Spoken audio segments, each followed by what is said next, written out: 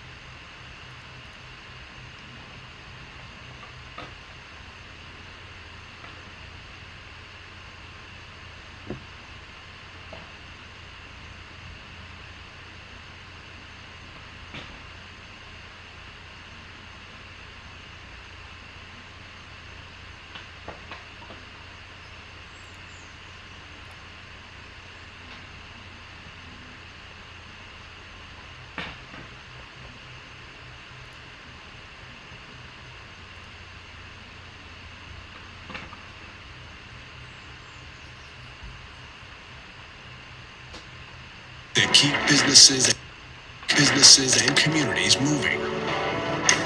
Now in this uncertain time, we won't stop going that extra mile. Because at the end of the day, we're all in this together for the long haul. Saya LTL Freight, driving stability, safety, support, and strength.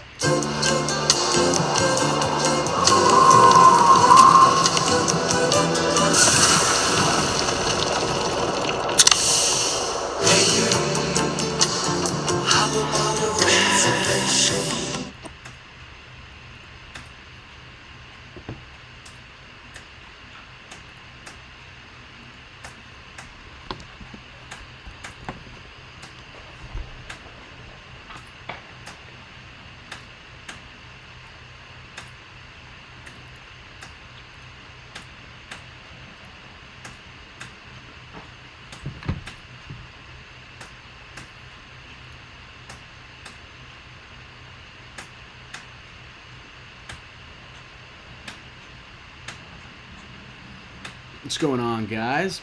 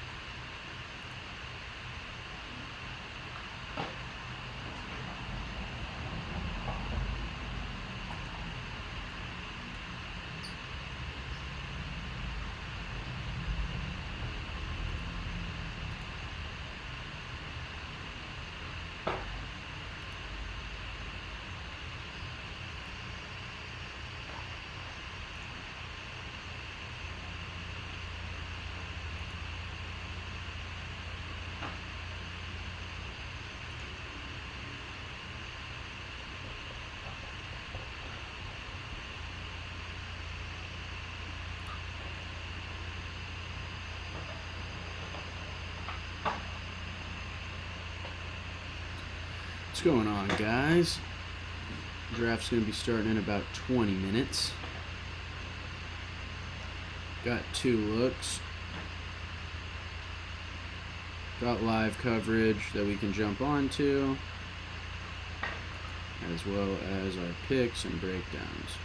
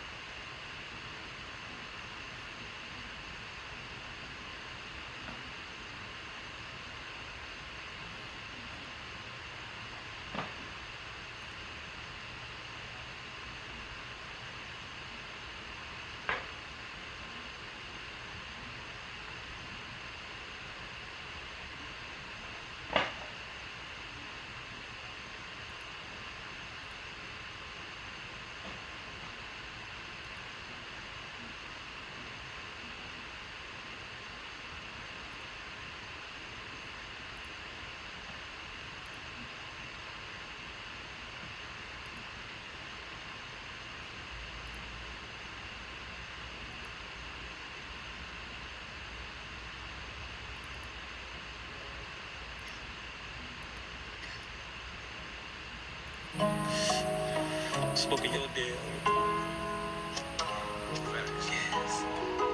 I know a bitch you do whatever for some Valentinos. I'm with the killers. Yes, sir. Draft day coming up. My city was going crazy with the piece of Chino.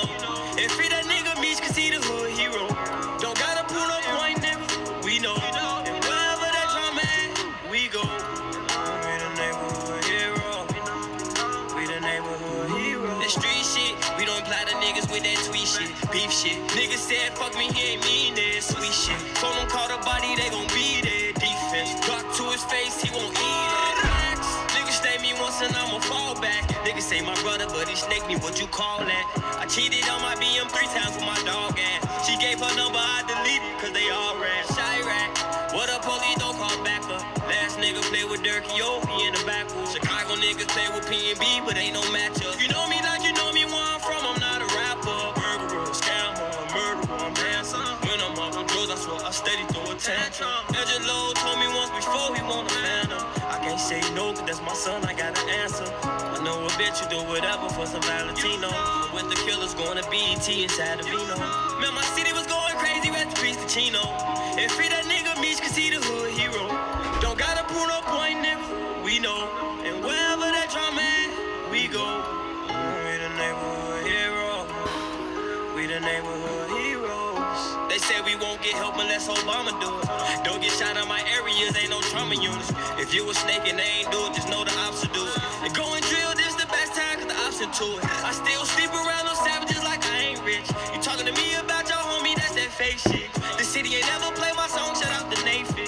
Just take that watch up off your arm before we take it. Yeah, yeah. And we the reason for your dead niggas breadwinners. When you hit that stain, you ain't shared with us. Fuck the Instagram, this reality. I know a nigga talk straight cash and he ain't got a G. They hear my mama use it with weeds and poverty. And I was tired of eating kicks, but she know I got it. Stop lying. Stop telling niggas you gon' rap. Stop lying. Stop telling niggas you gon' die. I know a bitch you do whatever for some Valentinos. I'm with the killers going to BET inside of Vino. Man, my city was going crazy with the piece of Chino. And free that nigga Meech, cause he the hood hero. Don't gotta pull no point, nigga, we know. And wherever that drum at, we go. We the neighborhood hero. We the neighborhood NFL draft day, baby. Let's get it. Live at 5. We got 2 windows. We got it.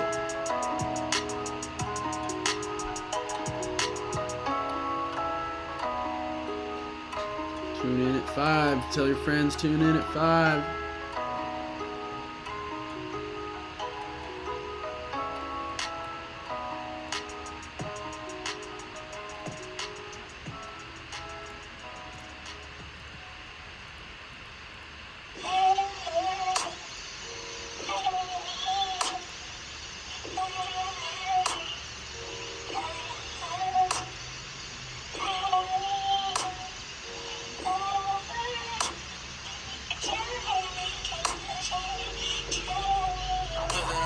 Shawty made that ass clap, she don't need no applause. High fashion, like Goya, G-Wagon, or the Rover. I put some ice on you cause you got a cold. I know I gotta keep my shawty on. Go, go, go.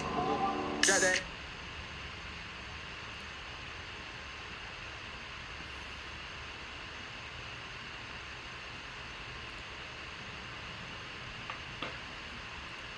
What's up, Jay?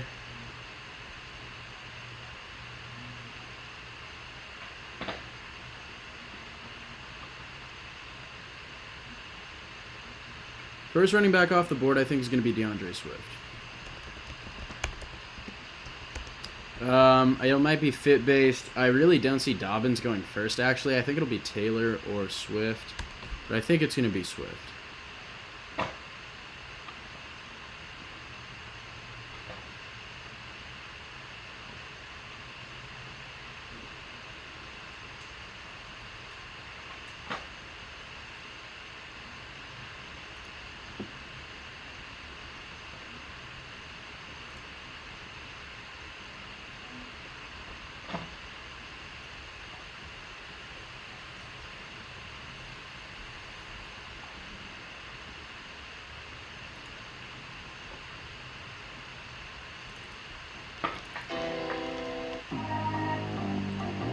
Cook that shit up, boy.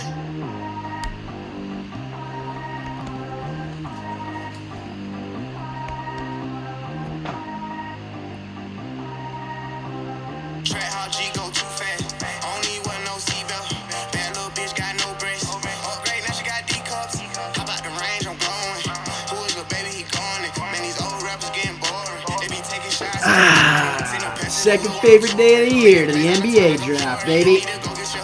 Love to see it. 12 minutes. Leave, come back, I don't care. You guys know the vibes.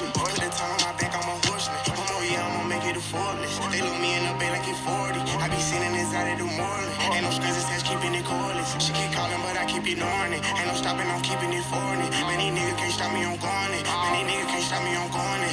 Every time the pack get gone, I get another low. My main bitch tryna leave me alone, cause I fucked another hoe. I'm like, baby, I know I'm wrong, but this just how life goes. And I know these niggas be happy if I let you roll. Got me walking on the thin line on my tippy toes. Man, that shit crazy, different city with some different hoes. Here we go. Every time the pack get gone, I get another low. My main bitch tryna leave me alone, cause I fucked another hoe. I'm like, baby, I know I'm wrong, but this just how life goes. And I know these niggas be happy if I let you roll. Got me walking on the thin line on my tippy toes. Man, that shit crazy, different city with some different hoes. Here we go. I spent the whole M on some clothes. Got up on this, I sold out the show. Got a hot like a pot on the stove. Yellow AP on all of my hoes. I like when that white on the toes. Picture me riding around in that road. Yeah, Jay, Moss will go earlier than people think, too. Somebody keep checking my pose. Walking the club with no warning, take care of the money, they swing on the pole. Water on me like the sunny, I shine when it's sunny, just platinum and rose. Gonna out the street when I go to DC, I'ma fuck with the mo. Every time the pack get gone, I get another low. My main bitch tryna leave me alone, cause I fucked another hoe. I'm like, baby, I know I'm wrong, but this just how life goes. And I know these niggas be happy if I let you roll. Got me walking on the thin line on my tippy toes. Man, that shit crazy, different city with some different hoes. Here we go. Every time the pack get gone, I get another low. My main bitch tryna leave me alone, cause I fucked another hoe. I'm like, baby, I know I'm wrong, but this just how life goes. And I know these niggas be happy if I let you roll. Got me walking on the thin line on my tippy toes. Man, that shit crazy, different city with some different hoes. Here we go.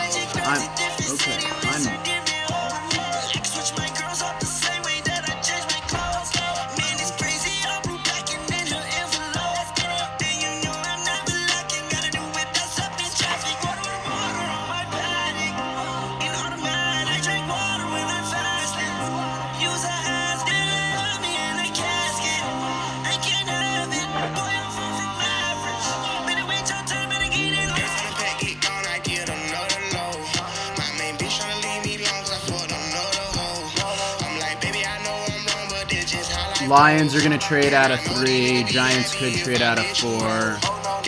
Dolphins are going to make a move, I think. They got too many first-round picks not to.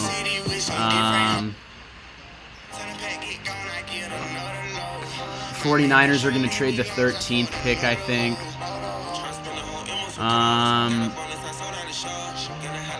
Chargers could move up. I don't know if Jacksonville likes where they're picking.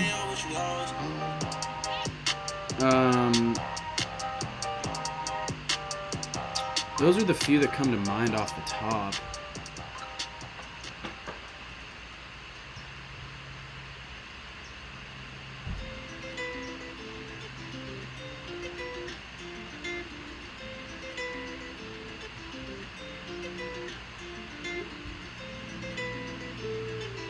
I got a question from my guy over text saying QB, RB, and wide receiver off the board. QB, Joe Burrow's first, running back, DeAndre Swift, wide receiver, CD.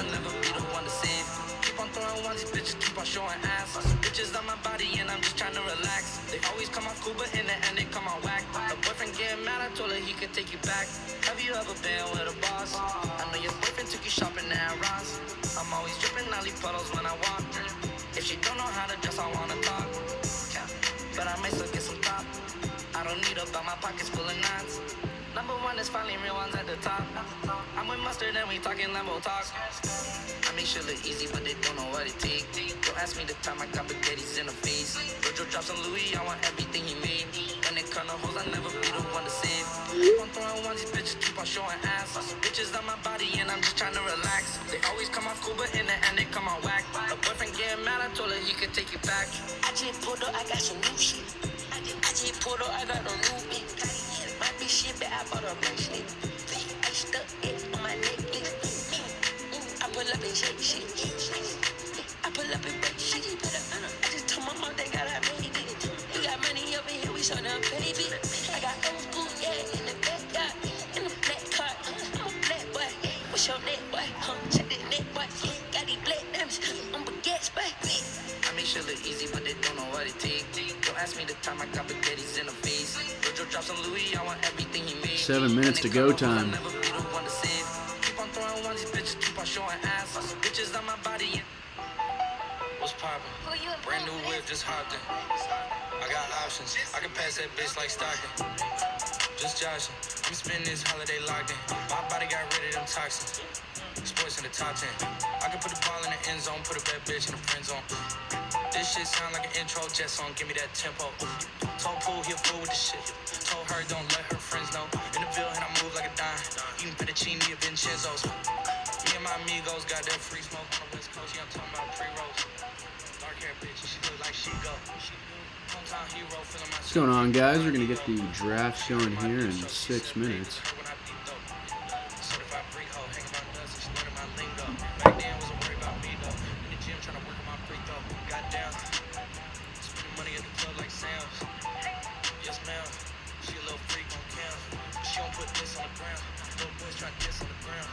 I can't switch on the fan.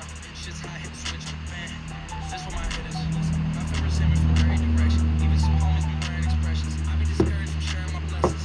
We used to share connection. Now it just feels like it's wearing and stretching. I'm getting real sick of taking advice from people that never can stare at reflections. Somewhere in there is a lesson. Y'all ain't involved and it's very depressing. I'm at the club with the basketball team. Me and the Cardinals are sharing a section. Got a chair suppressing. I'm drinking water and wearing protection. Got a career and I'm very invested. Some people call it a scary obsession. I like to call it a passion. I can be sitting relaxing. PG, we getting some traction. I'm at the venue, it's packed. I'm digging her accent. I got a BB Simon belt on me, and she tryna get it on fast. That's my type of distraction. That's my type of she Latin. Got my own flow, and I'm about to get a patent. Brand new sheets for the bed, they satin. Y'all wasn't tuned in back then. Last fact, they keep jacking. I ain't doing no verse, quit asking. What's poppin'? Brand new whip, just hopped in. I got options. I can pass that bitch like Stockton. Just joshing. I'm spending this holiday locked in. My body got rid of them toxins. Sports in the top 10.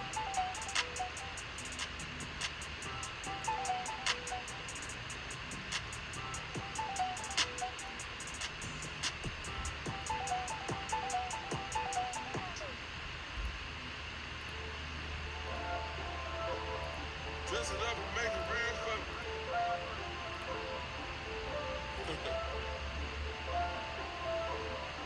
Wherever that fuck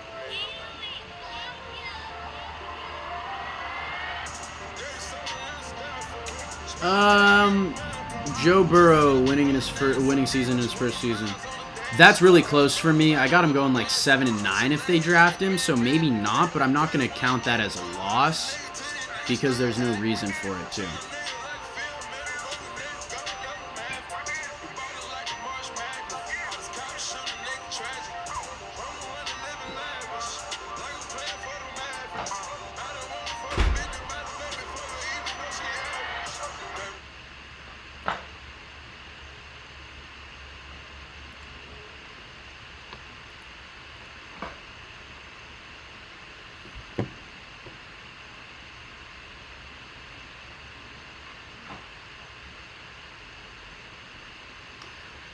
What's going on? First pick. Let's lock it in now, huh? Burrow. We're just setting the clock. Gotta sit here until it happens. Hate to see it. No, for real though, this is gonna be interesting. I mean, it's gonna be him. I think Chase Young's almost a lock, but then the trades are gonna start coming, and it's gonna be really interesting to see who moves up and down. What teams have evaluated Herbert and Tua as. That's one of the storylines I'm most excited for. It's really interesting to see where they're going to go. I think with that third pick being traded, the Chargers or the Dolphins are going to move up for a quarterback. I think New York is going to stay pat and go with Isaiah Simmons, leading Okudah to fall. That'll be a domino. But this is going to be an interesting draft. This is there's going to be a lot more moves made in the first round than you're expecting. Can tune in with our guys for a little bit. What's going through your head right now? Trey, pick 3 and 4. Detroit Lions, New York Giants. They say the picks are for sale. Will there be a buyer, or do they have to just make a pick? I can't wait for pick 3 and 4. Yeah, you got to have a partner to make a trade. Lewis, what about you? It's all about the 5 spot in the Miami Dolphins for me. What's real? What isn't real? Do you like Tua? Do you not like Tua? Do you like Herbert? Do you not like Herbert? You want a position player? You're moving out. You're going to address quarterback at 18. What's going on there with the Miami Dolphins? It's an interesting thing he brings up with the Dolphins too, because they have 3 first-round picks, so it's going to be interesting to see how they evaluate quarterbacks and see how aggressive they're going to be to get one of the top 2 guys. I would expect them to be very aggressive and go up for it with 5, but we'll see. Never ever be the same. And don't wear what Booger wore, because that was interesting. Daniel Jeremiah, what about you? Other than your jacket, Trey, I'm looking forward to tonight is seeing where this wide receiver run takes place. Is it going to be at 11 starting with the Jets? Is it 12 with the Raiders? Is it 13 with the Niners? It's a great year for wideouts. When does the run start? 11 with the Jets or 12 with the Raiders. Niners might trade it, but the Jets or Raiders, one of them's got to take a wide receiver. Super big needs for both of those teams, too. Championship. So where do these guys go, and does anybody make a surprise pick and move up to get one? We'll see what happens. Michael, you get the final word, and I'm terrified by that.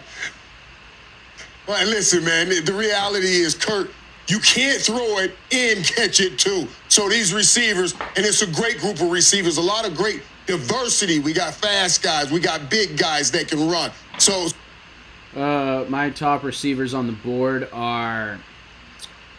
Man, who are my top receivers on the board? That's going to be CD, Judy, Ruggs, Brandon Ayuk, and then probably Jefferson or T. Higgins in a very similar slotted position for me.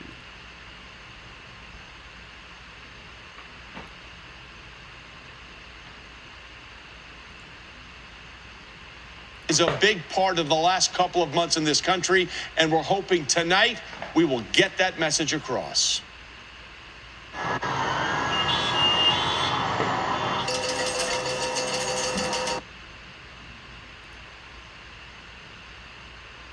Here we go, though, boys, girls, ladies, gentlemen. It is 5 o'clock. The draft is about to start, and I can't be more excited for it.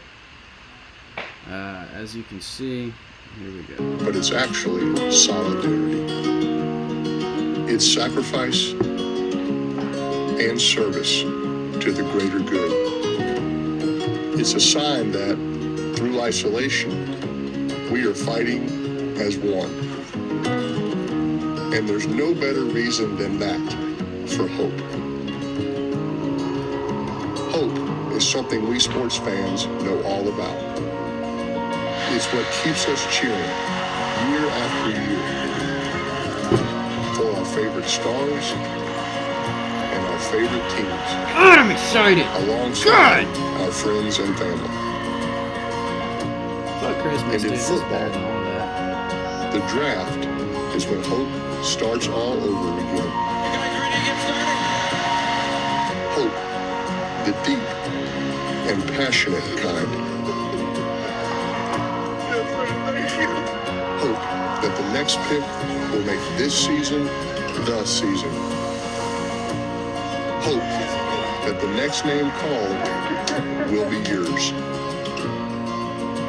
But this year, we're hoping for more than a future star, a stronger line, or greater speed. We're hoping to fill a deeper need. With a future of full arenas, full voices, free reign, to gather, to feel the power of football together. Because that will mean life is back to normal for us all. So celebrate with these young men as they start their careers today. Looking forward to a stretch of glorious tomorrows. For this draft, we're not the Raider Nation or cheeseheads. We're not red and gold. are white and blue. We're one football family. Sharing our hope with all of you.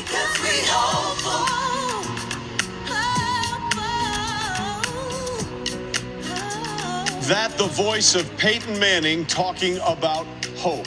That, of course, is Las Vegas, Nevada, where the draft was supposed to be held. But things have changed dramatically, and we have changed with it. The draft, in all its glory, is still coming to you tonight, just from a different location. Man, this is going to be interesting, the virtual draft, but I am so happy they're doing this too because it provides an escape for all of us, man. This NFL draft is needed right now. We need this. And they're bringing it to us, and it's going to be huge. This is going to be a big morale boost for America. For the foreseeable future, but we are still here to be a part of what is one of the great communal sports experiences of all time, the NFL draft. And as we deal with the pandemic that is sweeping across this country, our thoughts and prayers go out to one of our own. Our own Todd McShay is not with us tonight because he's disclosed he is battling the coronavirus. Todd, we are with you. This draft coverage tonight is for you, and we look forward to getting you back and with us. Yeah, Donnie, it just started, and we got the draft we have it order all over here covered for like you. we do every year, people. You're looking at 60 remote setups. Bengals on the clock. Redskins up second. Lions, Giants, Dolphins, Chargers, Panthers, Cardinals, Jaguars, Browns, Jets, Raiders, Niners, Buccaneers, and Broncos round out the top 15, and we're about to hop into it. Man, I am excited. Here we go. Bengals on the clock. We see the Zoom calls, man. This is going to be interesting. This is going to be awesome. If you guys are enjoying it, please share this stream. Take a link. I can grab the link and put it in the comments for you guys right here. But if you guys are enjoying it, please post this. Share it around. Really helps out the channel. Helps people get in here.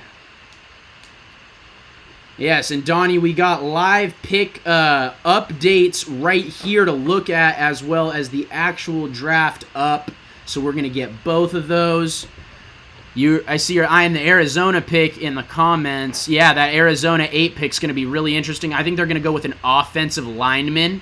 They're going to go with an offensive lineman because they just added Nuke Hopkins on the outside. Kyler's a very mobile, young quarterback. And I see them going with the Tristan Wirfs, who's my #1 offensive lineman off the board. If not him, probably Andrew Thomas or Mekhi Becton. But I see them strengthening that offensive line, and that's a need they have right now. And that's probably what they're going to be going with. Man, all right. Rod, come on, shut up, Roger. Don't give a fuck what you got to say. Everyday challenges. Let us dream of better days and help others. The draft.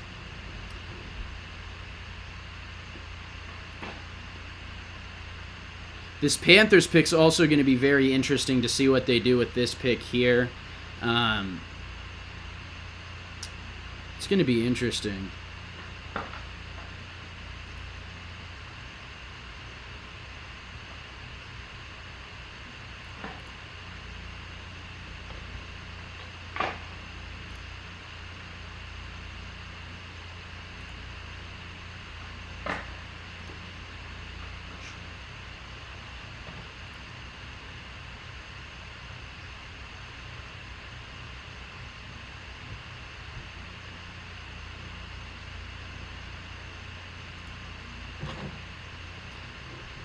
Let's see what we got. Let's see what we got. Welcome from his home, with help from his daughter Georgia, Grammy and Emmy Award winner and New Orleans Saints fan, Harry Connick Jr. Oh, say can you see? I'm going to go ahead and mute that just in case of copyright strike information. So we're going to slide off of this real quick over to the pick counter and stay pat at what we are going to be watching.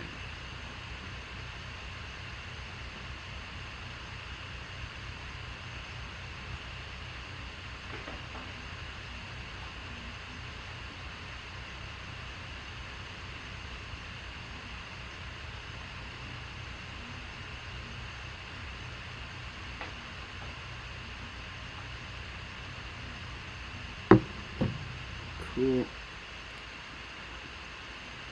Man, what else is going on? This is going to be interesting. I just can't wait to get to pick 3. 49ers, 14 pick. Got you. 49ers and 14. Okay, so 49ers. I think they're going to trade this. Either that or actually they'll make a move on the line. Either the defensive or the offensive. I see Buccaneers, I see them adding a linebacker or a safety or a corner. Just add help. They got enough offensive weapons. If not, an offensive lineman. Their offensive line is actually pretty good. So I see them adding a secondary piece or a linebacker, something like that, just to add to the strength of the defense. Go get a first-round guy in there. Frontline workers fighting this virus and working tirelessly to help navigate us through these unprecedented times. Please join me in cheering on these brave heroes. Shout out on first responders.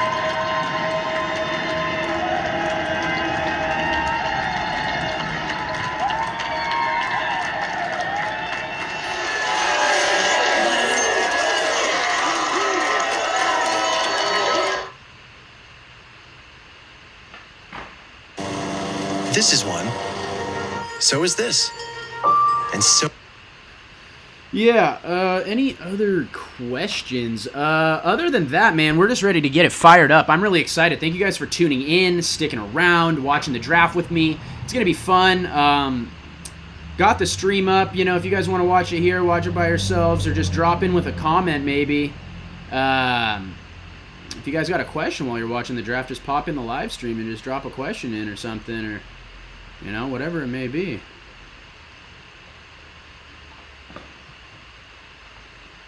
What else do we got, man? I'm trying to... Whew. This Raiders pick I also think is going to be interesting. This Raiders pick, I see them going with a receiver, but they're really unorthodox, and so is Gruden in drafting. So I'm actually curious to see what they're going to need. Yeah, I'd say they need a corner, offensive line, defensive line, and linebacker. I agree with all that. It has to be a wide receiver, though. Yeah. There you go. But no, I mean, it's going to be a wide receiver. I think it should be CeeDee Lamb if he's available. But I'm intrigued. I'm intrigued with this Raiders pick, seeing what they do, and they need some help. And I'm also curious to see if they're really sticking with Derek Carr, if they're going to go to a Mariota or something like that. Man, I don't know. Elton, man, what's going on? Football analyst Elton Richardson just hopped in the chat, man. Elton, good to see you, man. Good to talk to you as always. Glad you're hopping on. Feel free to drop Elton some questions in the chat too.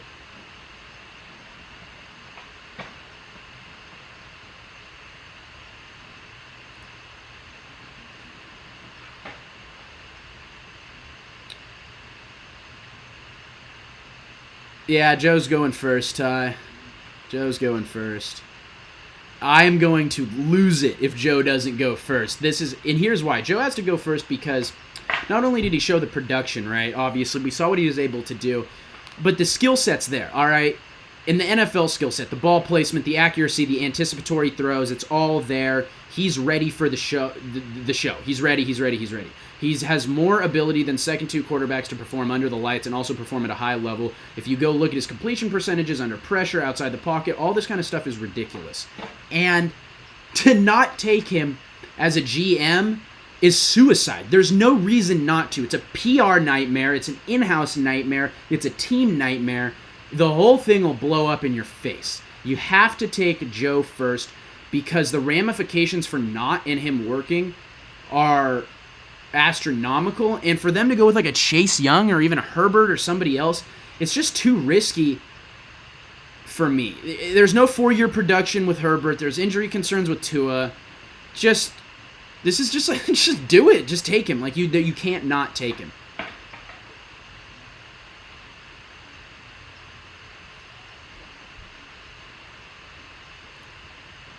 Let me get Fauci on, I guess. Unfortunately, we are now beset with a really But extraordinary, yeah, what's good with my guy, man? Ty, good to see you challenge too. Thank you of for a tuning in. pandemic Appreciate it, with dog. the novel coronavirus.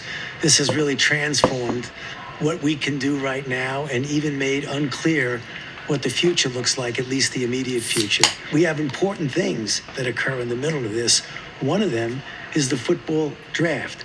And I'm pleased to say, and I want to commend those involved in these decisions to show that we can have something as important as that in a way that safeguards the life, the safety, and the... I also think is in a similar position, kind of describing where I was at with the Redskins. Now, unless they were able to trade down somehow, which I do not foresee, the Redskins are going to take Chase Young because that's a generational defensive end that's better than the Bosa's brothers were at Ohio State. And we know what kind of damage they're capable of in the NFL, especially Nick just coming off the season he had. So, yeah, this is, again, just a generational talent at defensive end. So many front office guys are saying this is the best D-end we've seen in a while. It's really interesting, and by a while I'm talking 5 to 6 years, it's just really interesting how they could not avoid taking him is more the storyline. How do you not take him rather than who do you take? It's how do you not take Chase Young? And this, you just kind of got to, again with the Joe Burrow thing, this is kind of like, you know, it's not sexy. We've been talking about it for months, but it is what it is. Take Chase Young. So wired in with the head coach, the general manager, and the owner. Any one of those three people can actually make the selection for their team. And all teams will email or phone in their picks, much in the way they always do throughout every draft. So there may be some technological glitches, and we will ride through it, but we'll do it together as we witness one of the great spectacles in all Man, I'll take what I sports, can get. the I'll NFL tell you draft. that right And now. we've I'll got the take what I fans can here get. as well as they Everything. get set. As you can see, Bengal fans are Get waiting. ready for and Joe. Some are already They ought to get donning ready the for Joe. Burrow jersey. Will it be that simple? Because if it is, it would be the third straight year that the Heisman Trophy winner was taken as the first overall selection in the draft. 60 touchdowns. Man. There is Zach Taylor looking to rebound after a rough year as the first year as the head coach of the Cincinnati Bengals. Went 2-14, started the season 0-11, but they're hoping they turned it around late and will turn it around tonight. So, ladies and gentlemen, without further ado, to officially open the All right, hey, yo, if you're in the chat, man, drop who they're taking. Say Joe or other, man. It's got to be Joe, right? You guys think it's Joe. Am I crazy? It's obviously Joe. Is there any chance Joe doesn't get taken? You guys got any thoughts on that? Because there's no way. Sharing that special moment with a player when he is selected is a big highlight for me. My body won't miss those great big bear hugs, but I sure will. Instead, we'll find other ways to have fun virtually. Second, I will miss the interaction I have with our fans over these 3 days. It's a draft tradition and one that I genuinely enjoy. Let's hear from you right now. Oh, come on, guys. You can do better than that. Let's go. That's pretty funny. Strahan, come on, let's go. Come on, you guys can do better than that. That's kind of funny. I'll give him that. Well, even the virtual boos are good. Yes, I can hear you from my basement, so keep it coming. Lastly, the best part of the draft is that it restores hope and generates optimism, because every team gets better through the draft. So good luck to every team, and let's get it started. It's now my honor. Every team does not get better through the draft, my virtual guy. NFL draft is officially open. The Cincinnati Bengals are on the clock. Hey! The Bengals are on the clock. What do we got? What do we got? Man! Let's tune it in. I'll give some selection. Duke Tobin also furiously working. They're just texting. They already know. Come on. Let's just speed it up the draft. Pick in the draft, and the Cincinnati Bengals, while they have had some playoff appearances, We might have to wait 10 minutes, 10 to but 15 years. let's see it. Fifth worst record Let's see it. in NFL history, 449 winning percentage. 20 seasons without a playoff win. Let's hop back over to the draft board. And of course, this is the fourth #1 pick in the last 30 seasons, which is tied for the most in the NFL over that time frame. And there is the man from Athens, Ohio, the There he Heisman is. Trophy winner, There he Joe is. Burrow, who is the presumptive Kind of looks like, for the you next know, few minutes anyway. #1 pick to me. #1 overall pick. So let's get to know Joe Burrow, the former LSU quarterback, and the high hopes he hopes to bring to the Cincinnati Bengals. He comes from a football family. They all went to Nebraska. Nebraska chose to not. Man, this kid's the real deal. 15 touchdowns, 5 picks, and then 2019 happened, and my God, He rolled in everything you possibly could. Single season records for total offensive yards, total touchdowns at 60. I mean, 76% completion percentage. What else needs to be said? He's the best quarterback in college football history for a season. Like, what? Yeah. Just do it. Mel, Cincinnati is here because last year Here we are. The Cowboys had more than the Chargers, the Giants, 8 games. There were 5 opponents that finished in the top 10 when the season ended. Against those 5 opponents. I love that too. I mean, Joe Burrow excelled against top-level competition, tore up Oklahoma. Against top 10 teams, this dude was money, so I really like that too. It showed that, this wasn't a season of 60 touchdowns on some scrubs. Well, to me, it's just the poise that he plays with. I look at accuracy, poise, decision-making, playmaking, and Joe Burrow's off the charts in all 4 of those areas. The big leap took place from 18 to 19 because they got 5 guys out into the route, and that's where college quarterbacks that can translate to the NFL. Are you guys hearing the audio on this? What are you looking at trait-wise that you like from Joe Burrow? Well, you're right, Trey. There's not very many sure things at the quarterback position making that transition from college to pro. So what does translate? When you talk to players going from college to the NFL, the first thing they say is the speed of the game picks up. If you're looking at Joe Burrow, that was probably his greatest strength, was being able to process information, make good decisions, and get the ball out of his hands quickly. Also, a very accurate quarterback, over 76% completion. That is something that also translates. A couple things I really like about Joe Burrow. All right, Kurt, thanks very much. Let's go to our front office insider, Louis Riddick. Louis, it was your job to evaluate talent. Any good things, and he's a very diverse quarterback as far as the kind of things that he can execute both inside the pocket and outside the pocket. Inside the pocket, we've already talked about the fact that he's one of those guys who can just move subtly, buy time, keep his eyes down the field, and throw the ball with accuracy. He can throw the ball outside the pocket on design boots and rollouts. All I'm hearing from every dude is just a different way that this dude's straight cash money. Athletic, but people who watch him realize that this is a guy who can pick up inside, first downs with his outside, legs, under pressure, not under pressure, down the field, over the middle, outside, outside dash, inside dash, opposite side of the field, short side of the field, about above the touch, I want to read a fastballs, you name it, the kid can do it. Trying to be a leader. He said everyone has their own secret sauce. You can't steal someone else's. If Burger King tried to make cane sauce, it would be crap. Everyone has to have their own. You just have to find it. And he seems like he's found that sauce. Oh, he's got the sauce. Just by sharing that right there with you tells you he understands he has to be himself in order to win that locker room. But he has those 3 things that as a young man, he's going in a grown man's locker room and trying to win that locker room. They want to know, your quarterback, can you score? You just talked about he had the touchdown record in the FBS. They want to know, can you win? They went 15-0 and he won the Heisman Trophy. And they want to know, can you lead? He led his team to a national championship. That should go a long way, Trey, when he walked in that Bengals locker room and try to ascend to the leader of that team, franchise, and community. Michael, you're absolutely right. And Booger, you saw this unfold firsthand. I mean, let's be honest. When Joe went to Baton Rouge, skinny kid from Southeast Ohio, he was all the way an outsider. And by the end of this past college football season, he could not have been more a Bayou Bengal. I mean, he's got the intangibles. That's all they're talking about. We know this. He's the real deal. He's smoking cigars. He's got the swagger. He's got his teammates' support. He was the catalyst, the leader of one of the best college teams we've ever seen. I mean, we're just beating a dead horse now. But national championship game. It was me and Joe side by side against Clemson. He simply looked at me and gave me a wink. He's confident, not cocky, and Cincinnati's going to love him up there. Oh, you got to like that in your quarterback. A very, very cool story there, Booger. So he did win the Heisman Trophy in a landslide, most first-place votes, widest margin of victory we've ever seen. But during that time, when Joe was at the pinnacle of individual achievement, he took a pause in that Heisman Trophy speech and for about 30 seconds spoke about something that was very near and dear to his heart.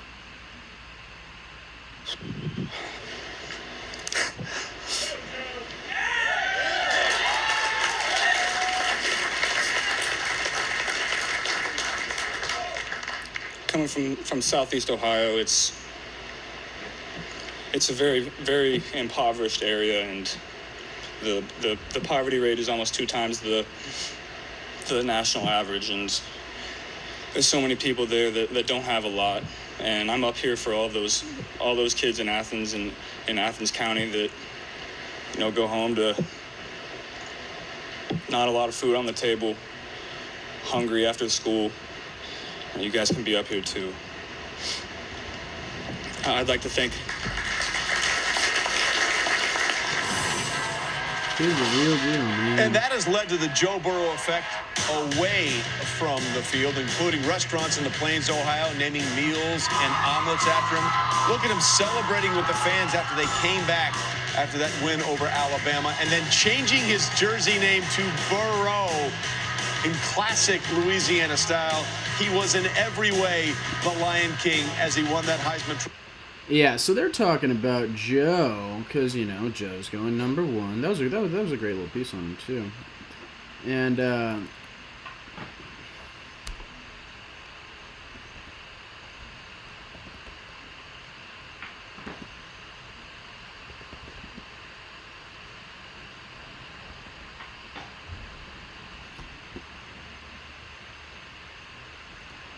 here we go. The pick is in. The pick is in. Let's see if they choke it. Let's see if they choke it. Okay, here we go.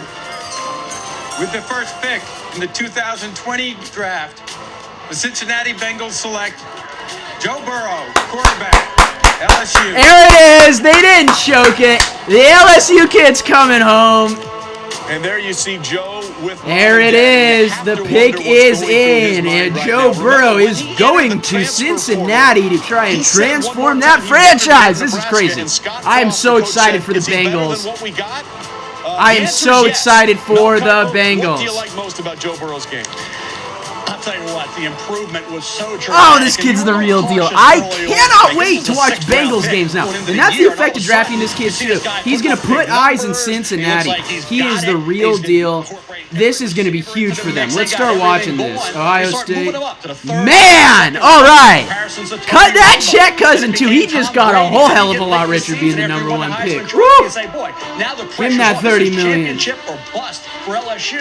I mean, we can see it right here. I'll turn down the audio.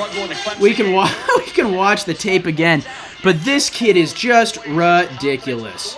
The ball placement and the accuracy. Look at in the composure. Whew. Man. Oh. Puts asses in seats. Nick, that's a great point, man. This is one of those things too that it's like.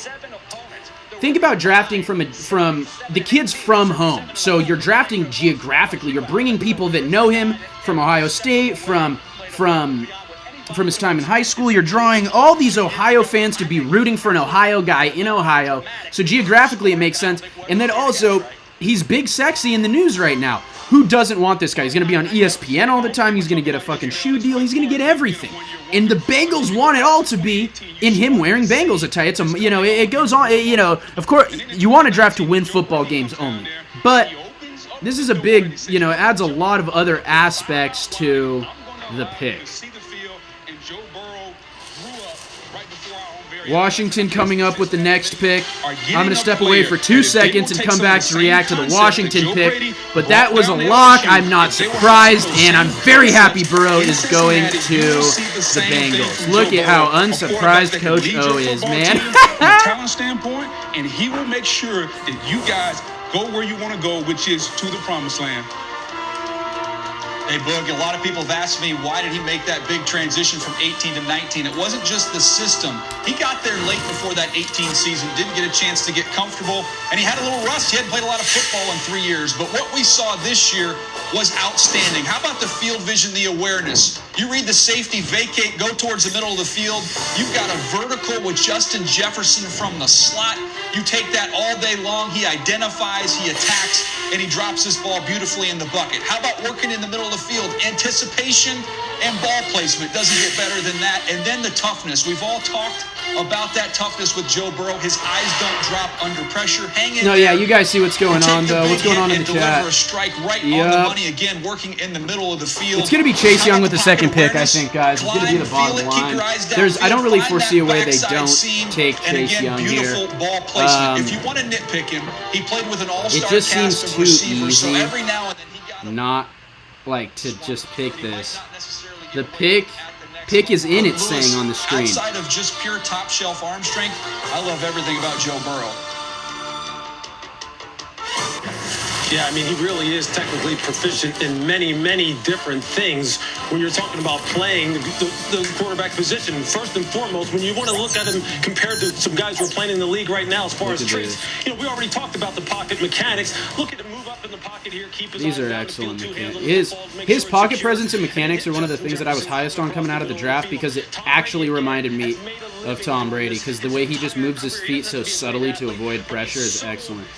And then his accuracy outside of the pocket was like north of 79%, I think, which is just absurd. Absurd. Just throw a dart down the right sideline there and just put it on the money. Jared Goff under Sean McVay, someone who was featured outside the pocket. Look at this throw right here to Brandon Cooks in the back of the end zone at the back pylon. Doesn't get any better than that. And then his recognition and athleticism to be able to recognize, hey, all the defenders' backs are to me on the second level. They're running down the field man to man. I'm going to take off and I'm going to burn you with my athleticism.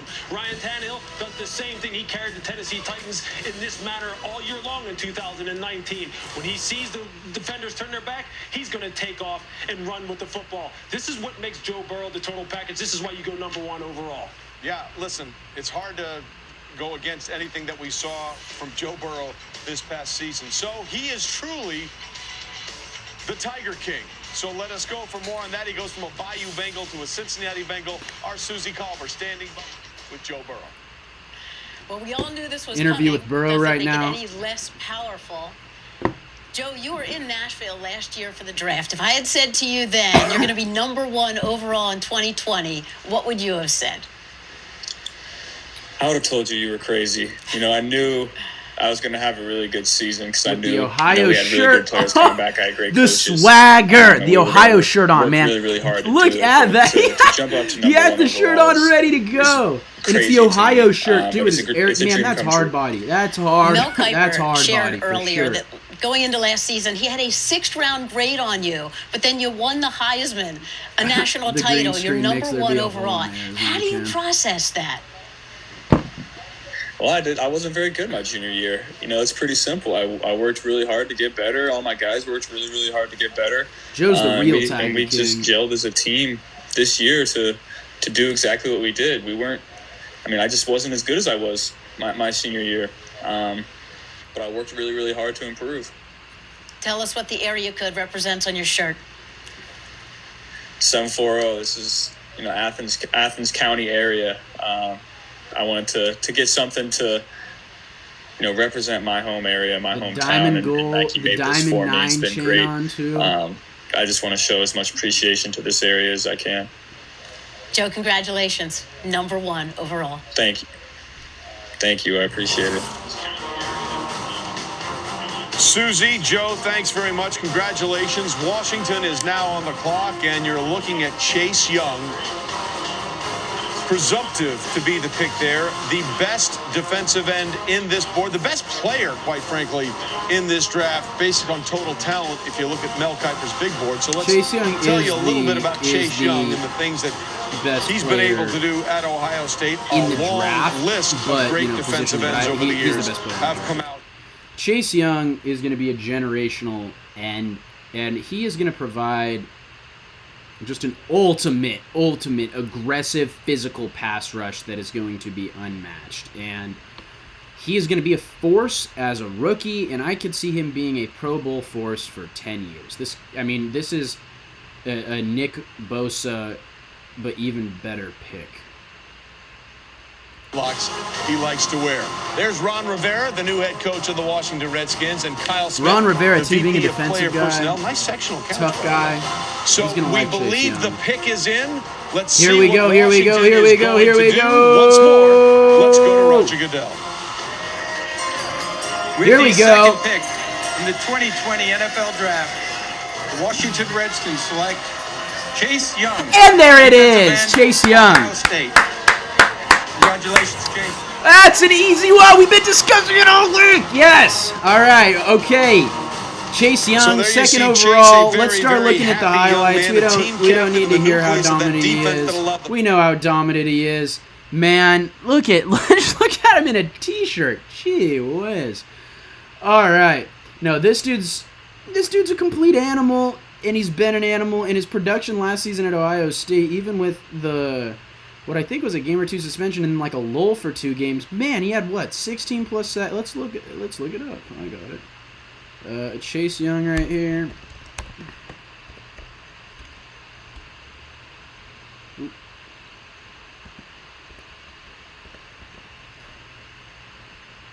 Right here. Let's pull up these stats. And, yeah, over 16 sacks. 16 and a half sacks, 21 tackle for loss in 12 games. 32 solo tackles. I mean, 7 forced fumbles. Sorry, it's jumping around, guys. My bad. 7 forced fumbles. That's just ridiculous. Like, he is the real deal. I mean, we can take a look at what he's able to do, but it's footwork, it's hand placement, it's explosiveness, it's ability to move laterally, it's his ability to swim. It's a full package as an edge rusher. But you're getting a guy who can be a Hall of Fame type player.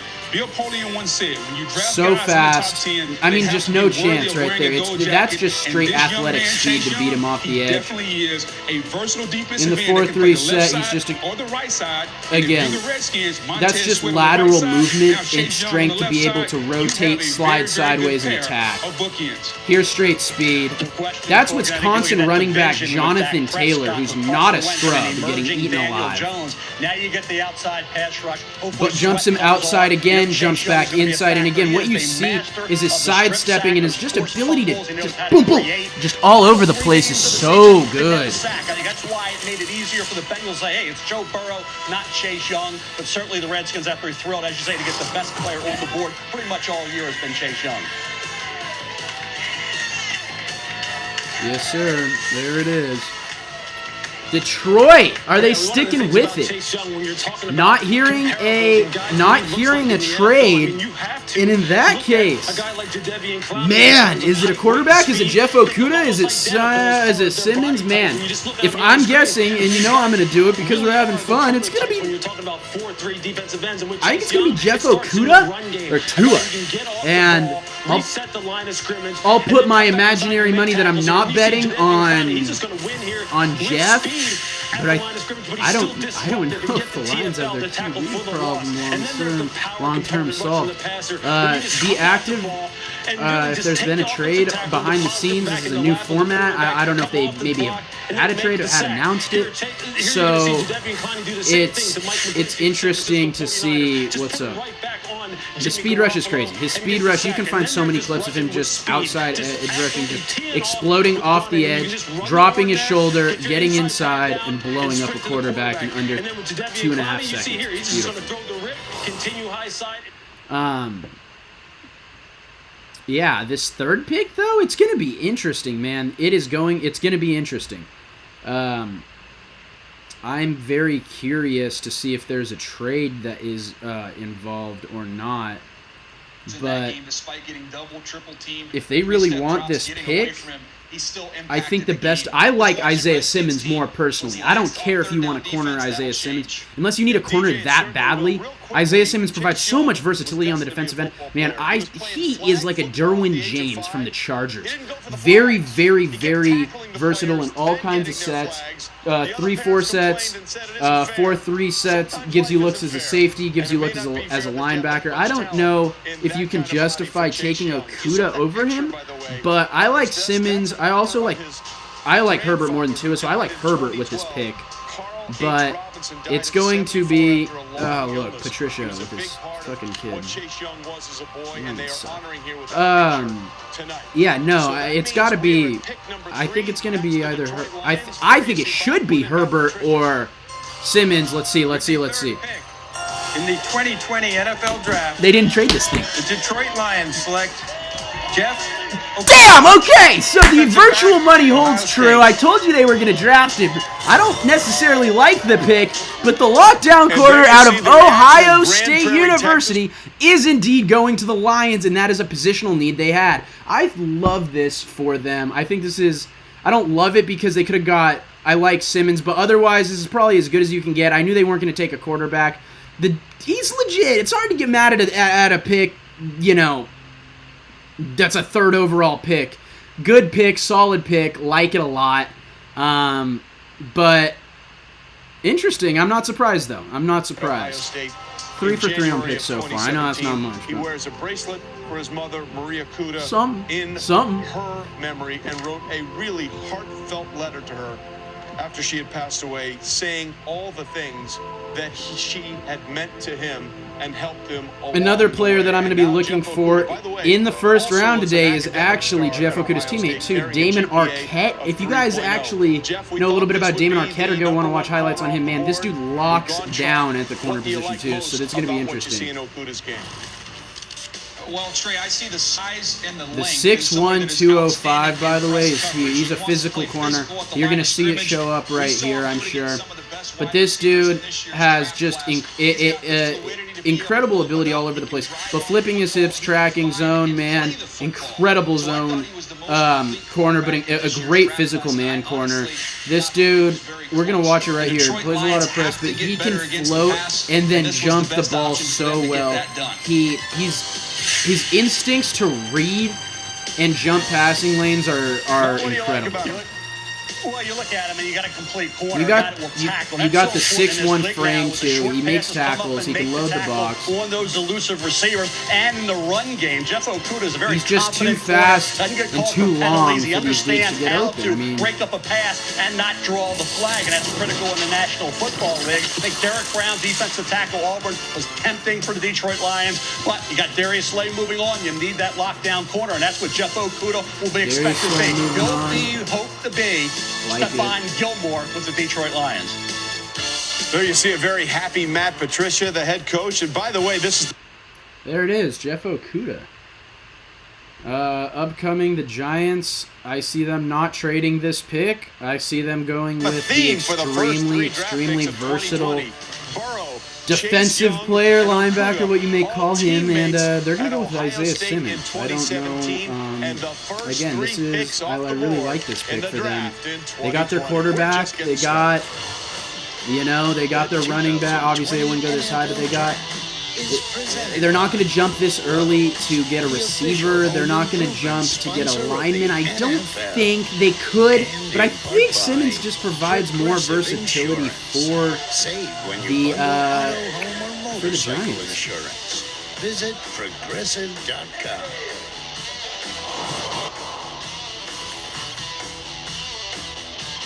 Draft day going as projected so far. Nothing too crazy. I'm very surprised the Lions actually didn't trade that pick though. That maybe there just wasn't a package for it. But if honestly, that's probably my thinking now. Probably is that there wasn't a package for that trade. But that's interesting. It's just what we do. What we've always done. What we'll continue to do. Because home is what unites us. Try and get this up here. Jake, I need you to listen to me very carefully. Don't say anything to anybody else about this. Taking a look here on the NFL.com.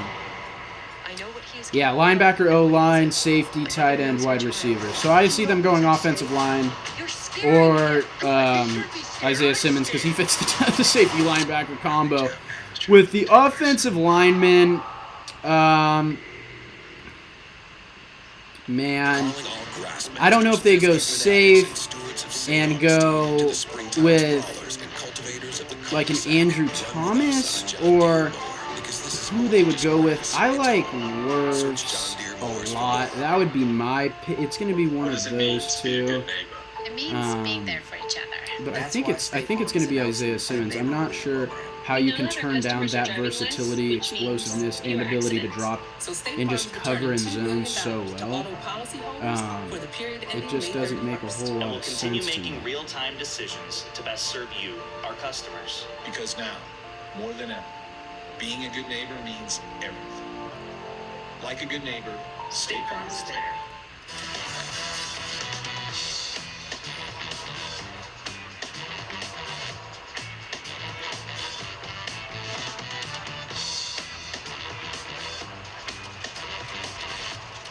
Capital One knows life doesn't update you about your credit card.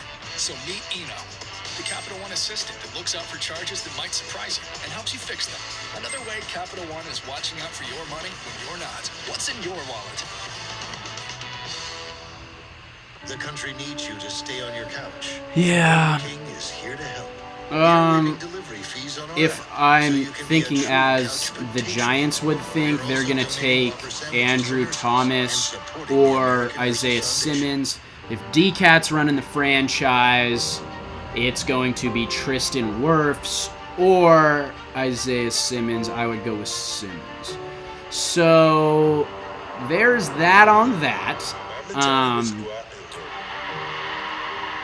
They go one of those two ways, I think. I don't really see how they get out of drafting like an OT or Isaiah Simmons. So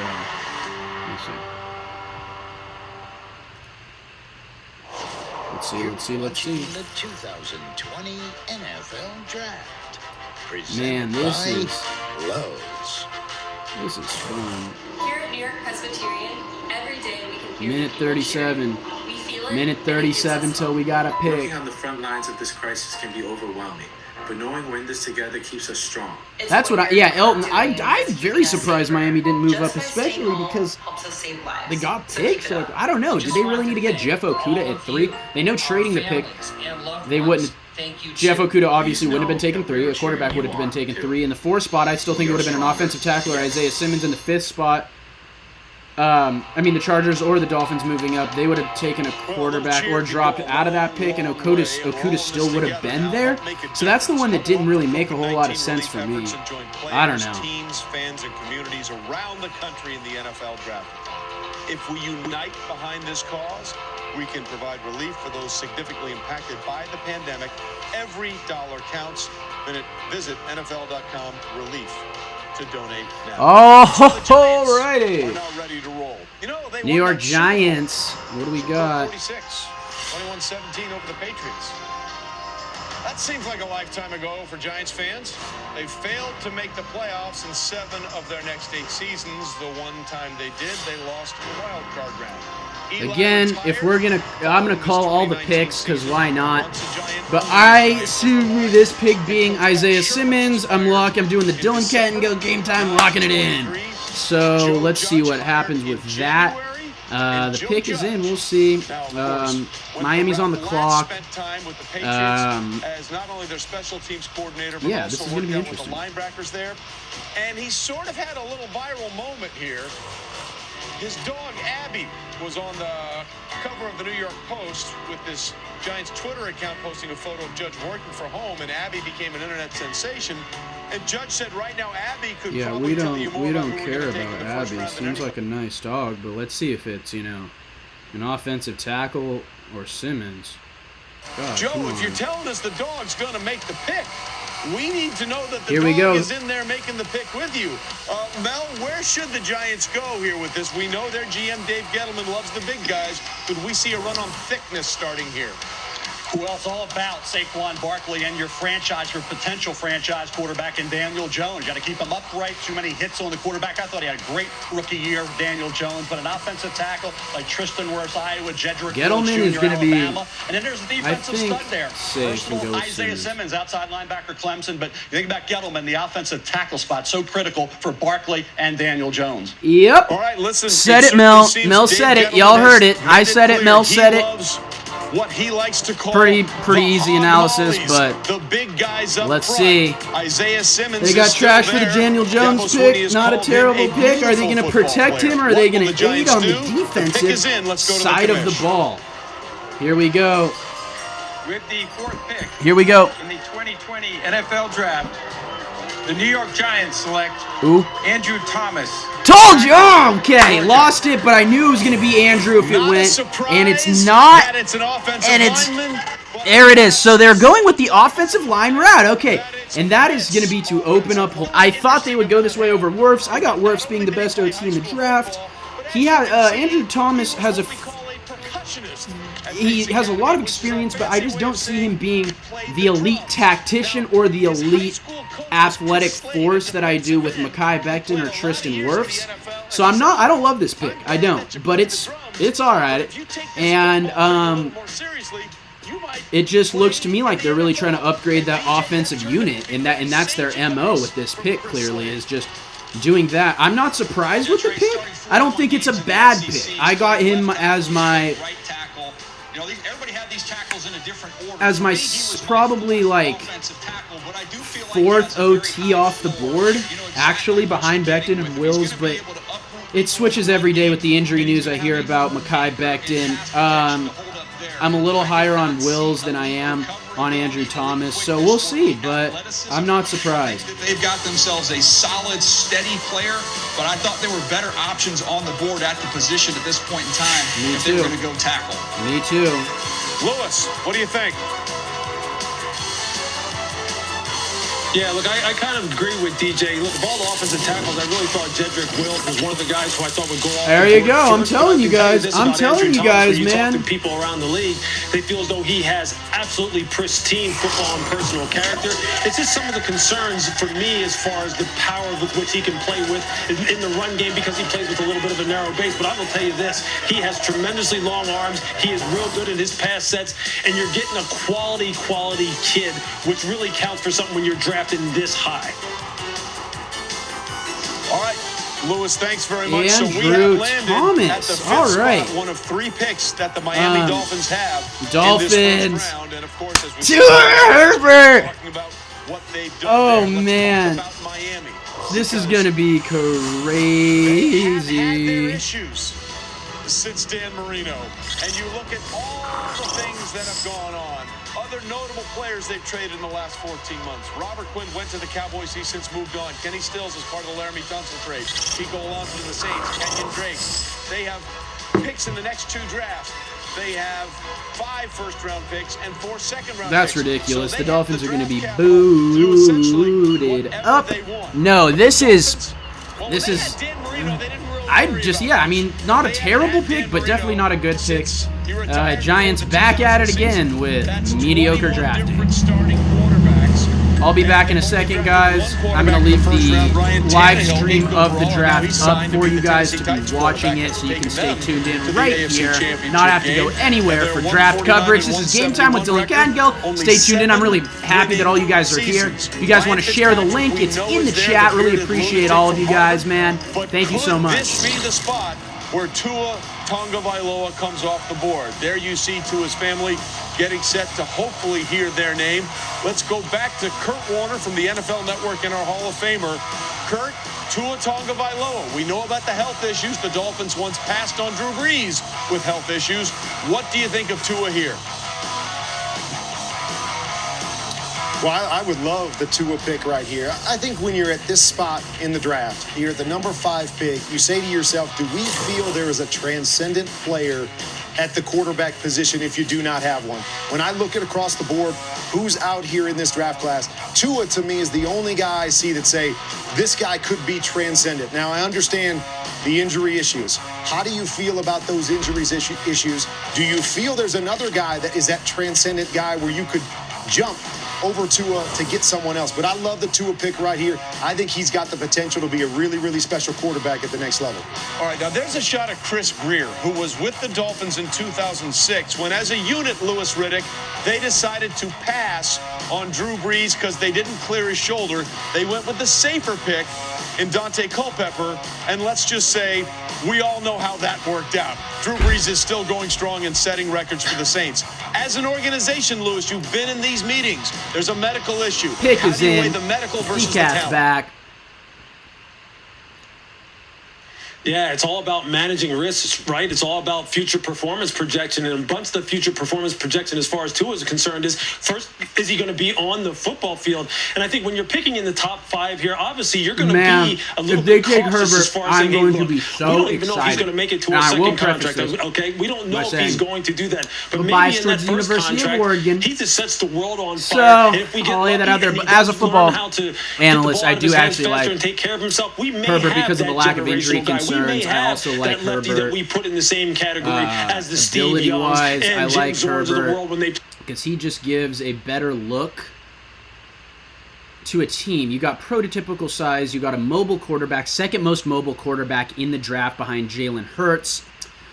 68-foot standing throws, had a perfect combine, Senior Bowl MVP. This dude's the real deal. I don't see what everyone sees. I think it's a media hurrah, if you will, to fight these guys. But with the injury picks, with the injury concerns for Tua, I don't know how. I think I find it. I get the upside with Tua being a generational level arm talent. And it's not a bad pick. I actually like both of these quarterbacks a lot. I don't think it's a bad pick either way, and I'll preface it by saying that. I just think Tua is a riskier pick. Justin has a ton of upside, just like Tua. I think their upside's comparable. So, or their ceiling, if you will. So, for me, I would take Herbert. I think the Dolphins are going to take Tua for a similar reason of Burrow, because they get the notoriety of Tua. We call him Tua. You know, he is who he is, and the pick's in. Let's take a look. We're hearing it now. The pick is in. Let's go to the commissioner and see what happens. I think that's who they take. With the 5th pick in the 2020 NFL Draft, the Miami Dolphins select Tua Tagovailoa. Yep. Quarterback, Alabama. And they're going with Tua. Which means for the first time since Kellen Moore, who is now the Cowboys offensive coordinator. I'm not surprised. We're going to have a left-hander. Let's sit back and watch the highlights. In the NFL, provided, of course, that Tua is healthy and ready to go when the season starts. But it's not just about Tell me that doesn't scare you right there. And the Scares dislocated me. hip. Scares As me. you can see, Tua has dealt with a lot of injuries over his time at Alabama. That only includes college injuries. He has so many undisclosed injuries from high school, and I got sources and people that tell me that he had 6-8 injuries in high school that are undisclosed. Against Mississippi State, the dislocation and the fracture of the hip. Joel Klatt talks about this a lot of Fox Sports. He's a great analyst. And Joel talks about that Tua thinks he's more elusive than he actually is. And that's the reason he gets hurt, because he tries to make plays with his feet, ends up getting rolled up on, gets his ankles hit, gets his knees hit, gets, what happened with his hip.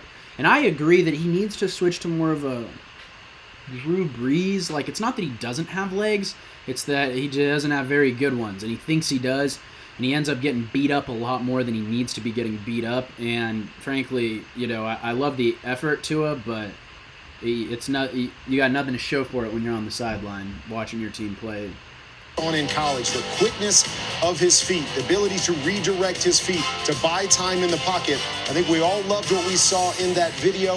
But Mel, it's still a big question. What will Miami do with him? But what you do see on the highlight tape is just excellent touch and ball placement. Beautiful spiral, good reads, good pocket presence. What you see is a top-level quarterback that has a chance, when healthy, to be incredible. If he's healthy, though, this is a top. I'm not afraid to say top 5, top 6 QB in the league when healthy for sure. Left-handed Drew Brees. Would not be surprised. Drew Brees because of an injury.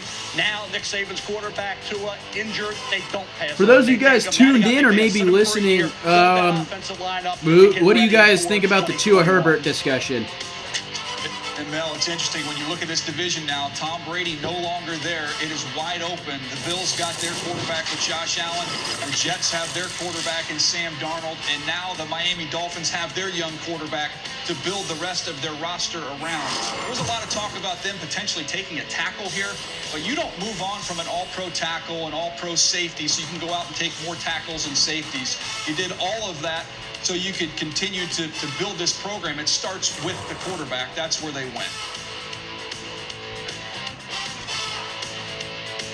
Yeah, I can tell you with Tua Tagovailoa, there's just so many things to... Yeah, there's just so many... No, Tua's the very much so because he has so many traits that really transfer very well to the NFL. And just take a look at him. We're gonna switch back and forth between the two of them. On the clock is the Chargers. I see them going with Justin Herbert. They're gonna go with the quarterback. I think it's gonna be Justin. If they don't, Derek Brown or Isaiah Simmons. I think if Derwin stays healthy, the combo of Simmons and Derwin is crazy versatile, which I think is just like next level defensive scheming. So that provides a look. I like the Derek Brown pick as a DT, and I also like the Herbert pick as a quarterback. So I actually think all three of these picks are what I would consider a win. I'm glad they wound up taking him. All right, Lewis, thanks very much. So again, left-handers, here's what we're talking about. Oh yeah, Nick. Dolphins are definitely putting a team together. They're adding pieces. Their defense is much improved. They picked up some free agents from the Patriots. I really think that Tua, that Herbert, that getting one of those two guys, and now that it's going to be Herbert, is really going to just... We're going to see what they're able to do in the next 3 years. Yes, and it was the Dolphins, as we mentioned in the earlier show, who were able to choose the independent doctor, hip specialist, who did the medical recheck on Tua, and that was... Yeah, and we have to switch between the two guys. Can't have it up the whole time because it hits me with copyright stuff. So, I'm not doing this for any dinero, obviously. No views or anything, but, yeah, got to make sure that we're not just copying their stream the whole time. Got to mix it up a little. So we got this up. If that's cool for everybody, keep talking about it. We can keep the audio on low volume, so hear what's coming up. The owner, Stephen Ross, had to sign off on this.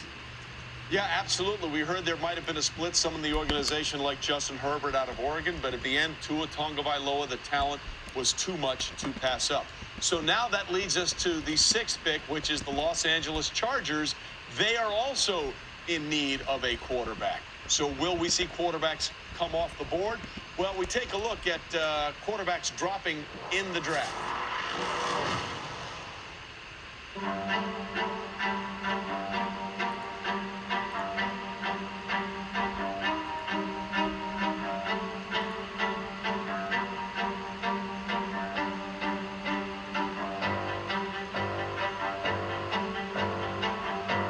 We're going to see this too. I don't know if it's Love or Fromm or Hurts or some of these guys are going to drop, and there's going to be somebody this year.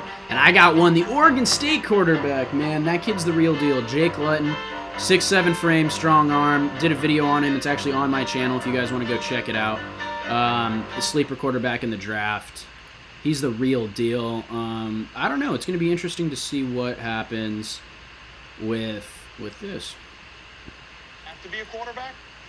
Well, Justin Herbert looks awfully good. Tyrod Taylor's there. You obviously have offensive tackle Jedrick Wills and Tristan Wirfs there that can come in and be right tackle starters immediately. But I think Justin Herbert at quarterback Oregon, he nailed the draft process. He's got to go somewhere in this area. And if he doesn't go here, then you get into that no man's land we've always talked about. Yeah, listen, the two teams that were at the top of the draft that were desperate in need of quarterbacks were the Miami Dolphins and the Chargers behind it. You mentioned they lost out on the Tom Brady sweepstakes. Phillip Rivers is now a member of the Indianapolis Colts.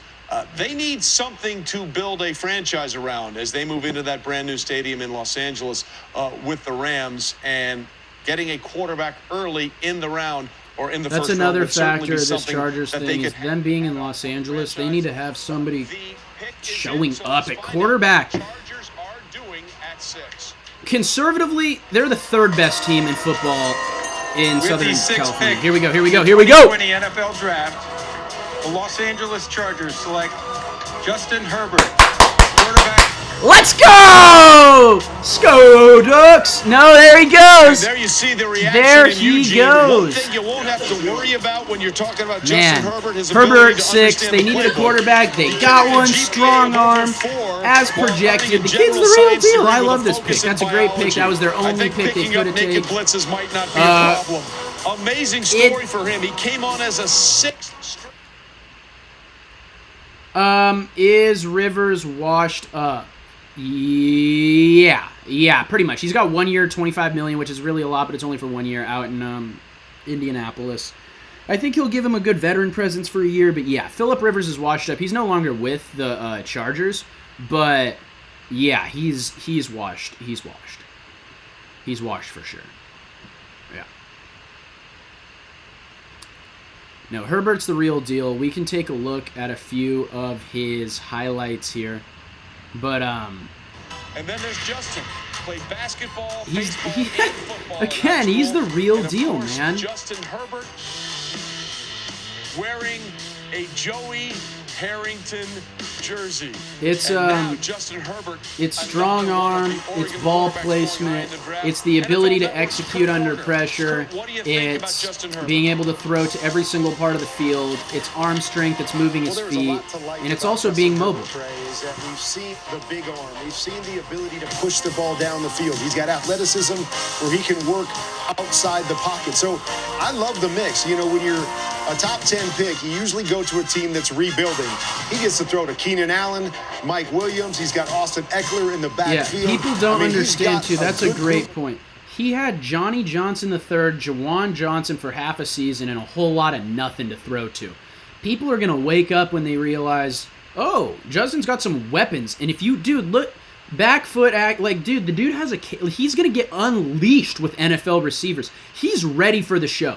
So he's got the size, the skill set to perform at the NFL level. So when you surround him with this amount of talent on the offensive end in a pro-style offense, this is what he's built for. He ran a very prototypical college screen pass short game offense that is now going to be a more spread offense. He's got Williams, Keenan Allen, backfield targets. It's going to be a show. It's going to be fun to watch him throw deep balls to some of these guys and go get Keenan Allen on some double moves that are just dropped right in there. Sealed the deal for him, not just being a talent, the kid that can prosper and flourish. Yeah, Nick, I don't know why they paid Rivers that much, because it's a one-year deal, so I think they had enough cap space that it wasn't actually going to hurt them really, budget-wise, because he's gone after next year. It's also a respect thing, but yeah. No. And again, yeah, Nick, the mobility, he's the second most mobile quarterback in this draft to Jalen Hurts. He moves his body well. Watching the 2020 NFL Draft, presented by Lowe's. What is that? Mine. Why? It's just that it's... Lavender? Yes, it is. It's for men. But I like the smell of it.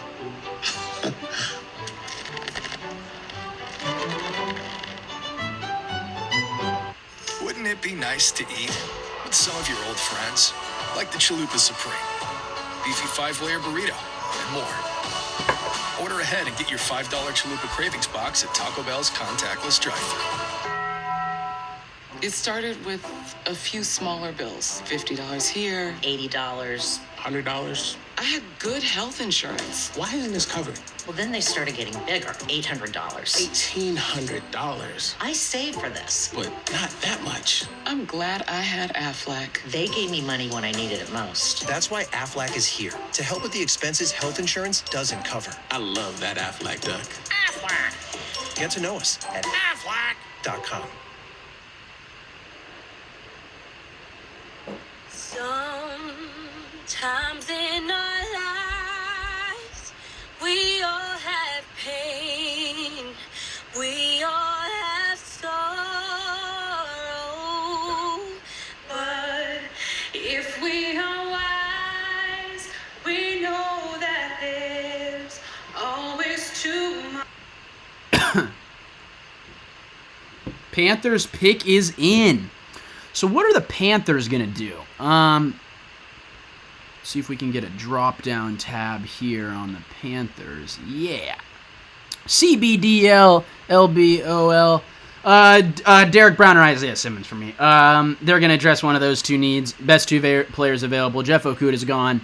I see them going with probably Derek Brown because of positional need, but I think Isaiah Simmons, again, is the better pick. I've been saying he should have been drafted with a third pick. So you're going to hear me a lot going forward until Isaiah Simmons is drafted.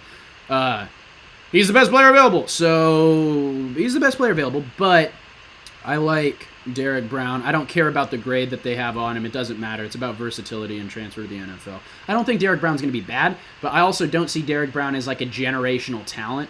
And I don't know if I see Isaiah Simmons as a generational talent, but I see him being able to impact the game in more ways. So I like Isaiah Simmons. I like Isaiah Simmons in this for sure.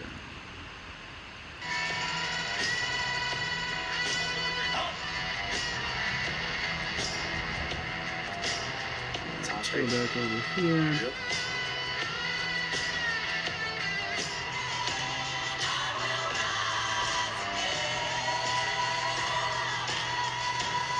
Reload the page.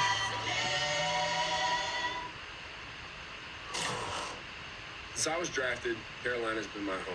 I've been so inspired by the heroes I've seen in the past few weeks. Thank you guys so much for tuning in to Game Time with Dylan Kattengell live NFL draft. This is awesome. Love doing it. Wouldn't be anywhere else on the second best day of the year to the NBA draft. And man, I'm so excited to be doing this. So excited to have you guys tuning in. It means a lot that even you guys are here to support the stream. It makes it fun. It makes me have a great time doing this. So thanks, guys. Christian McCaffrey lost his own new initiative, 22andU, a fund that supports frontline medical workers battling the pandemic in Carolina. Glad you're with us for what is a really fun draft, the first virtual draft. And here we are in the Bud Light Seltzer virtual huddle. Teams have merged and come together. We have our regular gang of Lewis, Booger, and Mel. The pick is in for the Carolina Panthers. The Carolina Panthers also need a quarterback. No, but I'm interested. This is also Matt Rule, first-year head coach out of Baylor, bringing what I expect to be a pretty spread, fun offense, as well as some interesting defensive schemes. And I think that a college guy, especially being at Baylor,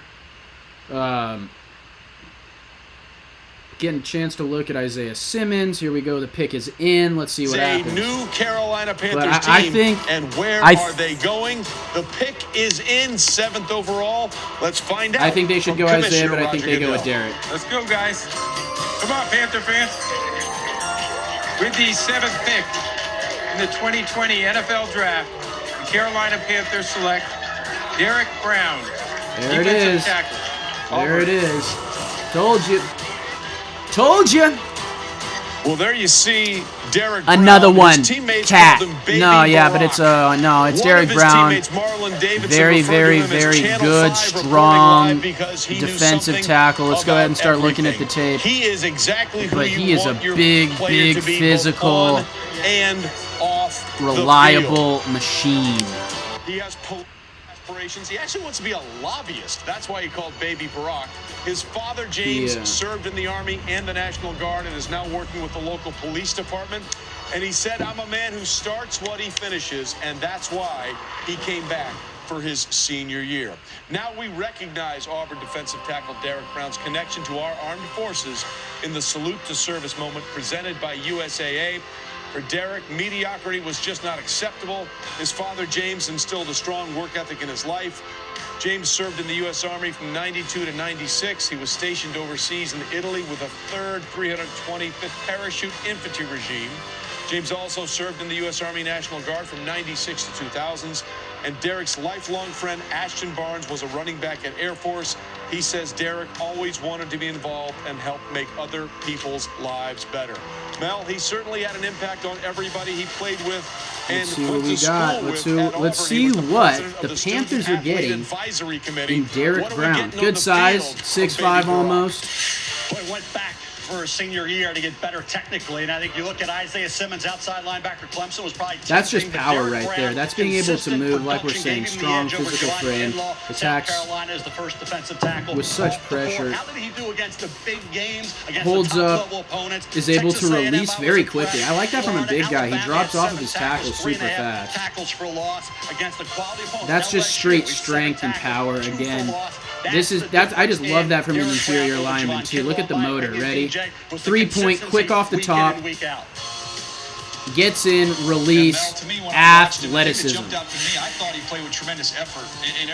That's what I'm talking about. When they're saying effort, that's my word, motor. Same thing. It's just fucking going. The second. Beautiful swimming. And that's the thing. With this guy, he has great power and athleticism, but I just want to see a little bit more ability to use his hands to release and a little bit more technical footwork and evading first-level blocks. But he's great. He's great. Last year, Gerald McCoy is now gone. You need that guy. Arizona, offensive tackle. I like them taking Tristan Wirfs at Iowa. He's my number 1 on the board. I think he should have gone ahead of Thomas. I really like Tristan Wirfs to Arizona. Yeah, look, he is a high-effort player for such a big man. Look, him and Javon Kinlaw are both in that mold. Look, when you think about the Carolina Panthers, the fact that they lost Gerald McCoy, no Vernon Butler, they need some beef in the interior. And look, there's an argument made for inside players over outside players when you're talking about pass rushers, since they have the shortest distance to go to the quarterback, and quarterbacks hate pressure in their face. This is going to be an interesting one. It's going to be, again, I'm going to keep beating a dead horse. Isaiah Simmons, or Tristan Wirfs. I like Tristan Wirfs for them. They just got Nuke Hopkins. I love good offensive line play. It's integral to having a good football team. It's not sexy, but it's what you need. Tristan Wirfs I like the pick for Tristan Wirfs. Defensive coordinator at Auburn, Kevin Steele, said of Derek Brown, I was at Tennessee when Reggie White was there and at Alabama when Marcel Darius was there. That's the kind of player he is. Meanwhile, the pick is in for the Arizona Cardinals. Let's check it out. All right, let's go. All right, guys, here we go. In the 2020 NFL Draft, the Arizona Cardinals select Isaiah Simmons.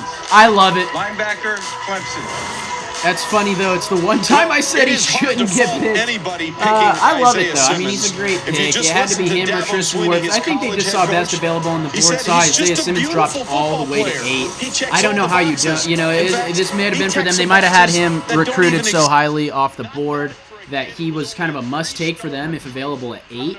I do think the offensive tackle position would have been a better position to address, but I love the pick. You've been hearing me say it. Isaiah Simmons is great. So much versatility. Good in zone, fast, outside linebacker that can rush the pass. Good in run block. Good in zone coverage. Just a very well-rounded defender. And Clemson turns those defensive linebackers and linemen out like no other. And I think it's a good pick. I actually would have liked Tristan Wirfs just a hair more. Just a hair more. Because I think of positional need there. But check this out. Here we go with the versatility. Take a look. Take a look. Inside linebacker. He plays safety. Daniel Jeremiah, he might be a true positionless defender in today's NFL. Thank you.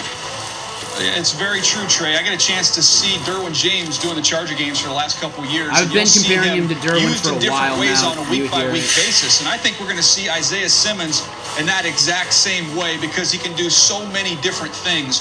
One week he might be lined up and covering George Kittle. The next week you might use him as a spy on Russell Wilson. You can blitz him from off the edge. You can even play him in the deep middle third. This guy can do so many different things for a creative coordinator. He gets to his spot so quickly. Prospect book. Yeah, DJ, he's a great Flow, prospect. explode. I talked to several defensive coordinators, and while they love the idea that's aggressive of a positionless mentality. player, they That's line him up at controlled safety aggression corner. at its They said finest. really simple. When you draft a guy this high, Explode. you want him in your front seven where he can impact the football This game. is an athlete that can move his body and has a high football IQ. I'm telling you right now, you can't play this. You can't line up in this many positions on the football field and not be a smart gentleman. It's just it won't work. It won't. Game every single down. Yeah, it's interesting, DJ, that you said Derwin James. Look, I watched some tape on him and said, look, this is a guy who can come down in the box. He can go out on the perimeter and cover. And he's a guy who can play in the middle of the field. When you have positionless players like that against multiple personnel grouping offenses, that's what gives you an advantage, or rather at least gives you a chance to compete against the high-flying offenses in the NFL. This was too easy of a pick for them to make with him falling into their lap like this. Yeah. Well, he's ridiculous. His 40 time at the combine was Let's take a look at what we got up next. 238 Jacksonville. And he is moving in the desert now. No trades so far, which is interesting. Jacksonville. Again, I like Tristan Wirfs here. They got some good receivers. I don't see him drafting a receiver this early. Typing in the coordinates. No, I'm bringing my brother back before we get going. He scored me a Billy Big Mouth pass. The singing fish for the man cave. I love those things. Take me to the river. Drop me in the water. Secure mobile banking from from Navy Federal Credit Union. Our members are the mission. What's the NFL's competitive edge? It's the Sleep Number 360 Smart Bed.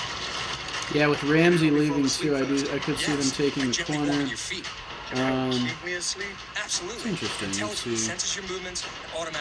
I could see C.J. Henderson going here. I could see Patrick Queen going here. And I could see Tristan Wirfs going here.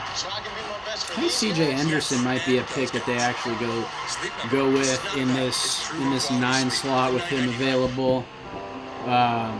Jedrick Wills is another one that I could see them taking. I don't know if they like I'm not as high on Kinlaw as everyone else. I like him. I think he's a first-round talent for sure.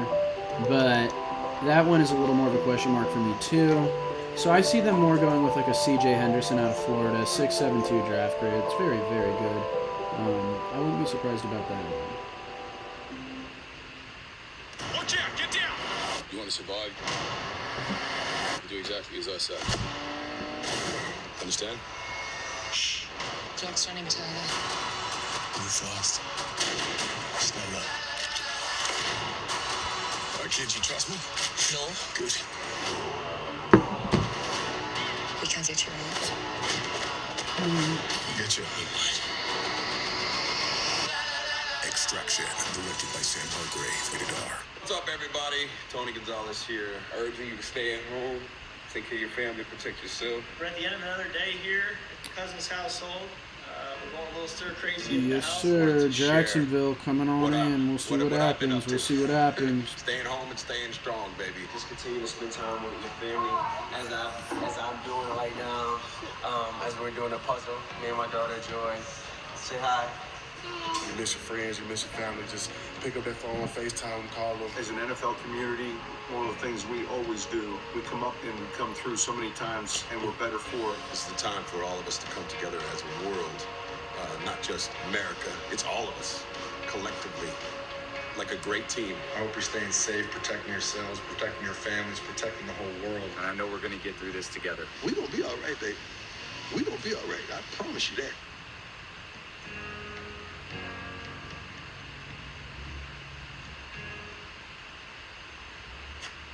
You're watching the 2020 NFL Draft, presented by Lowe's. I say thank you to all the doctors and nurses. We know that y'all on the front lines, and we're thinking about you. I can't thank you guys enough, and gals, for all your sacrifices. We appreciate it and thank you.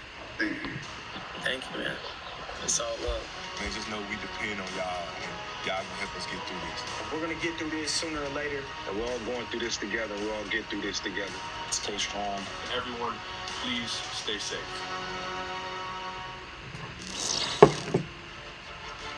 Well, look, we are all in this together. Please help us make a difference now. Huddle up for COVID-19 relief efforts and join players, teams, fans, and communities around the country in the NFL bad draft. food. And let's give them those high hopes. If we unite behind this cause, we can provide relief for those affected. Visit NFL.com relief to donate now. Visit NFL.com, shop.com tonight for official. All right, guys. Jacksonville Jaguars pick is in. All ship free. Also, the NFL is currently providing free complimentary access to NFL Game Pass. Sign up now and you can watch full game broadcasts from previous seasons, Super Bowl classics, old episodes, in a show like A Football Life and Hard. Yeah, I think here we're going to get Kinlaw or potentially, if I'm them, I think it's going to be Kinlaw or C.J. Henderson. But I think it'll be C.J. Henderson out of Florida, the cornerback. And we are already in with the Jacksonville Jaguars pick at number 9. Let's go. Let's do it. Let's do it. With the 9th pick in the 2020 NFL Draft, the Jacksonville Jaguars select C.J. Henderson. There it is! Defensive back. Another one! Let's go. C.J. Henderson fills positional need. Great corner. Physical, strong, long, deserving of that 9 pick. We're going to take a look at the highlights right here, but I mean, he's a real deal. Of Florida.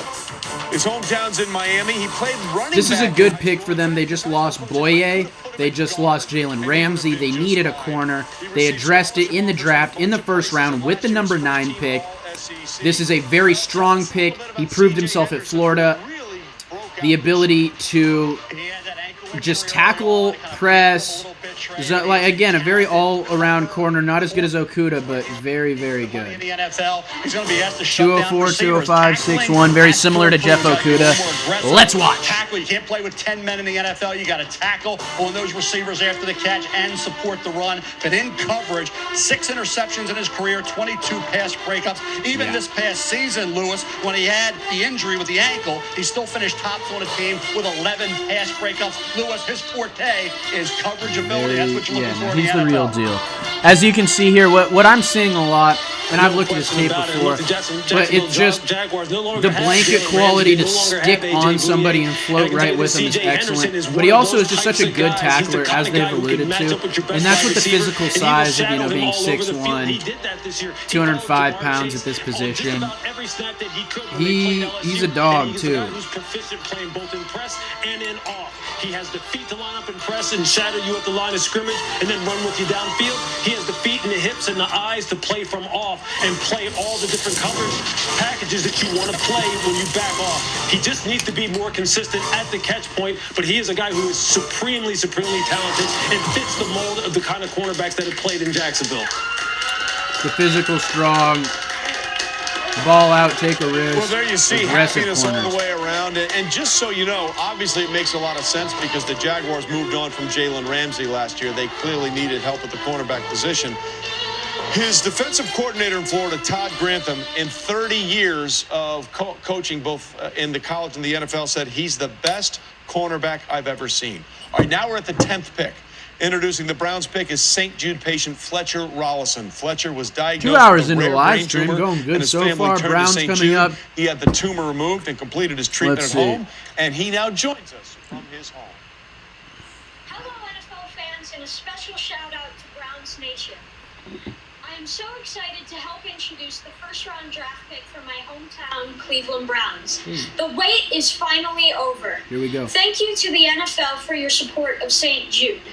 While my journey with cancer has been hard, I cannot say enough about St. Jude. The doctors and staff are amazing, and they have taken such good care of me. And now back to you for the Browns pick. Go Browns! Good. You come back down.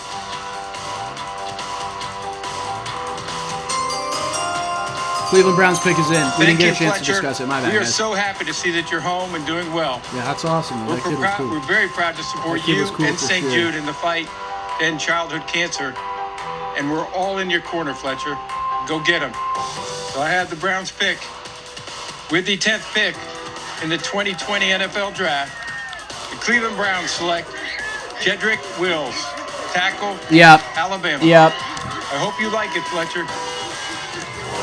Well, not a surprise that they go offensive line. No, it is Jedrick not. Wells is off Again, the I board. think it should have been Tua Tristan Tagovailoa Wirfs, best called OT him in the draft, but the Jedrick alpha Wills, male my number in the 2, still better offensive than line Andrew group Thomas. I for like it. Alabama. And remember, Jedrick Joe Williams Wills was the 11th is pick big, last year for physical, the Cincinnati strong, Bengals at left good tackle. hands. A lot of people studying his tape I like kept him looking at the technically right being tackle able saying, to "Who is this guy at the hold right it down, tackle?" It's move his Jedrick hips with Wills. guys, And and Daniel is really good Jeremiah at from trying the to NFL evade that Network. interior Remember, they swim got move. Jack We're going to take a Conklin look in at free his ability to agency. slide, So now which I Baker just Mayfield love. has potential bookend tackles to Really, protect really good Baker tackle. Mayfield. He's going to What do we protect think about his... Jedrick Wills? Well, I think he's going to be the one making the move over to the left side with the Cleveland Browns. You'll keep Jack Conklin at right tackle because Jedrick Wills has the athleticism. Yeah, no, that's a to great be able call to because they match also up got with the Conklin, but they speed, still needed to get one more. rushers. Let's take a He's look at gonna what he's see got on right that here. left side without any help from a tight end. He's outstanding knee bender. He can really roll his hips on contact in the run game. That's what I'm He's saying. outstanding when he works up to the second level, but the Browns did not draft him for that. They drafted him for what he could do as a pass protector Thank to help you. keep Let's see Baker it. Mayfield Let's see it. upright so they can get a fair evaluation on him going into That's the future. physical, that's Mel, I don't strong, know that's where you explosive, are, but that's for me, hands, I all in thought one. day one as Watch an his hands NFL pop and then starter, watch his Jedrick hips Wills pop. was better equipped than any other Boom. tackle in this draft. Yeah, I thought they were going to go that route early on. I think about where the Giants went with Andrew Thomas, Jedrick Wills. I'm seeing good footwork from him, too. You can move his feet pretty quick. You don't see it right here a whole lot, but 1 sack and 3.5 hurries all year at that right tackle spot. stats back it up, too. You just heard him. For Alabama. You think about Arizona takes Isaiah Simmons. Kyler Murray was hit a lot, so that was a little bit of a surprise that Simmons is there. They pass on the offensive tackle, allowing Wills to get down. I think this is going to be a wide receiver. I think for fit-based, it is, it's going to be CD because he's the best, but I think it could be Ruggs for fit-based stuff. I project it to be CD just because I think he's just an all-around better receiver. I think he provides more overall just ability to your team, and considering the Jets need a #1 wide receiver, I think they say, CeeDee Lamb, he's a wide receiver 1. We really see that. Not that Ruggs isn't, but CeeDee's a true #1, and I can really see that happening. Yeah, no, Chubb is a great running back. If I'm not mistaken, Noah, he was 2nd in rushing yards last season. I like Wills as more of a pass protection tackle, but he has the ability, like I'm saying, to slide and move. And you saw it in the first few highlights where he just started running people over, but his ability to jump and then start just applying pressure so quickly and so with such great footwork to open up those holes, yeah, it's going to help in both aspects, but especially for Chubb and Baker are both going, fuck yeah, at the crib right now, because that's a big addition. I like the pick. I really like. I only had Wills like just a tiny baby notch underneath Tristan Wirfs. So interesting. We'll see.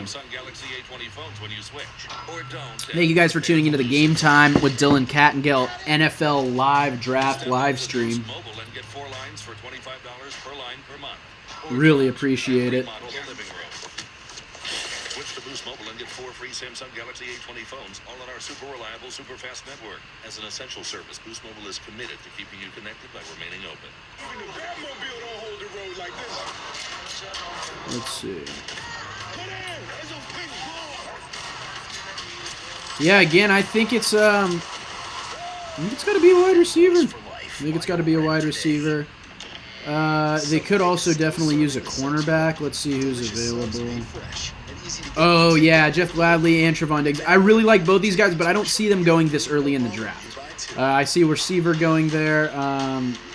They also probably could use a linebacker.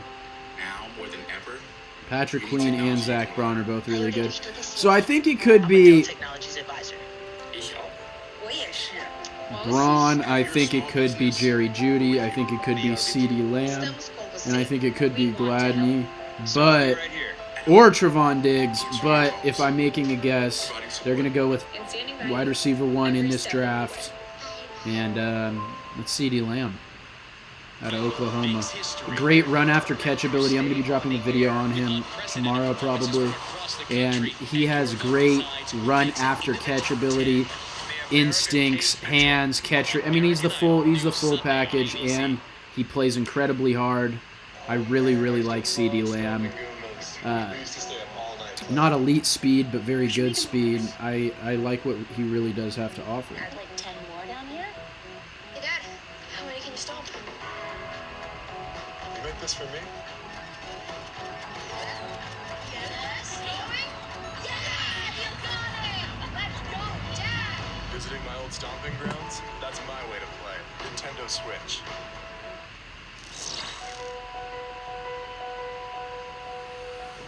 As we work to get through these times together, you may not be thinking about blood donation, but blood is needed to save the lives of people who are sick with a range of illnesses. It's easy and safe to give. Let's see what they do. The pick is in. It'll be coming back up shortly. Thank you guys again for tuning in. Visit redcrossblood.org to schedule an appointment. A reminder, we are all in this together.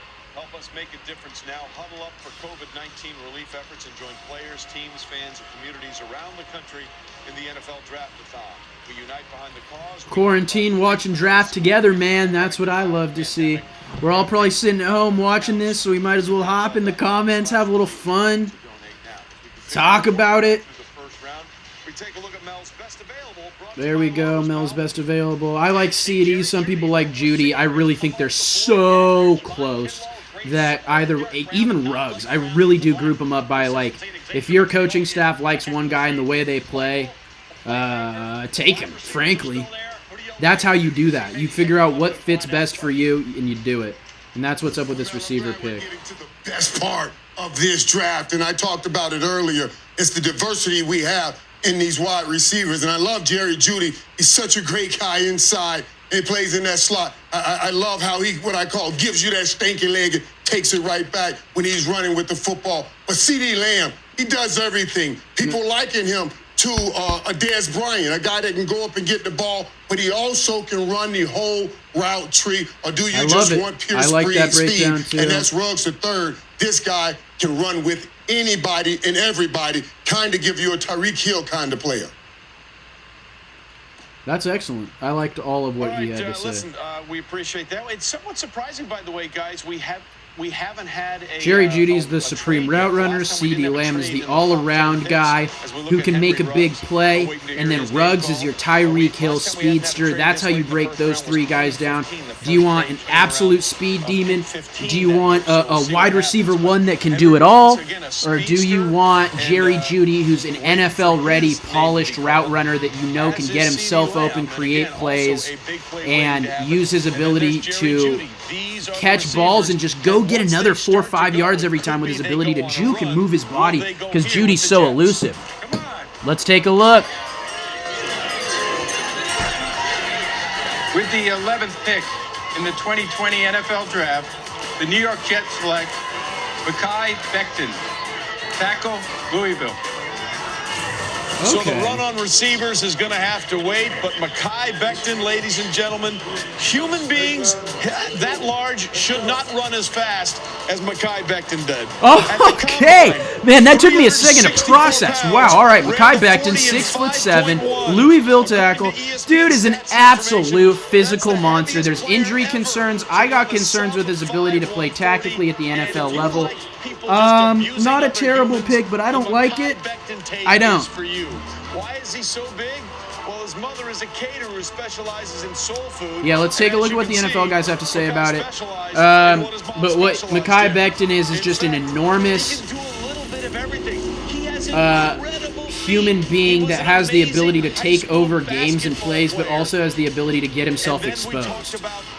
The combine, as you see him moving in the pivot. But back to the combine, you've got to see him run. It is absolutely incredible. Again, 6'7", 364 pounds, and he crossed the line at 5'1". Yeah, that's impressive. Lewis, this is a guy who came to Louisville a little out of shape, but they Bill's inconsequential. People ever since. Yeah, look, he is a tremendous What this pick means for the Jets is that they believe.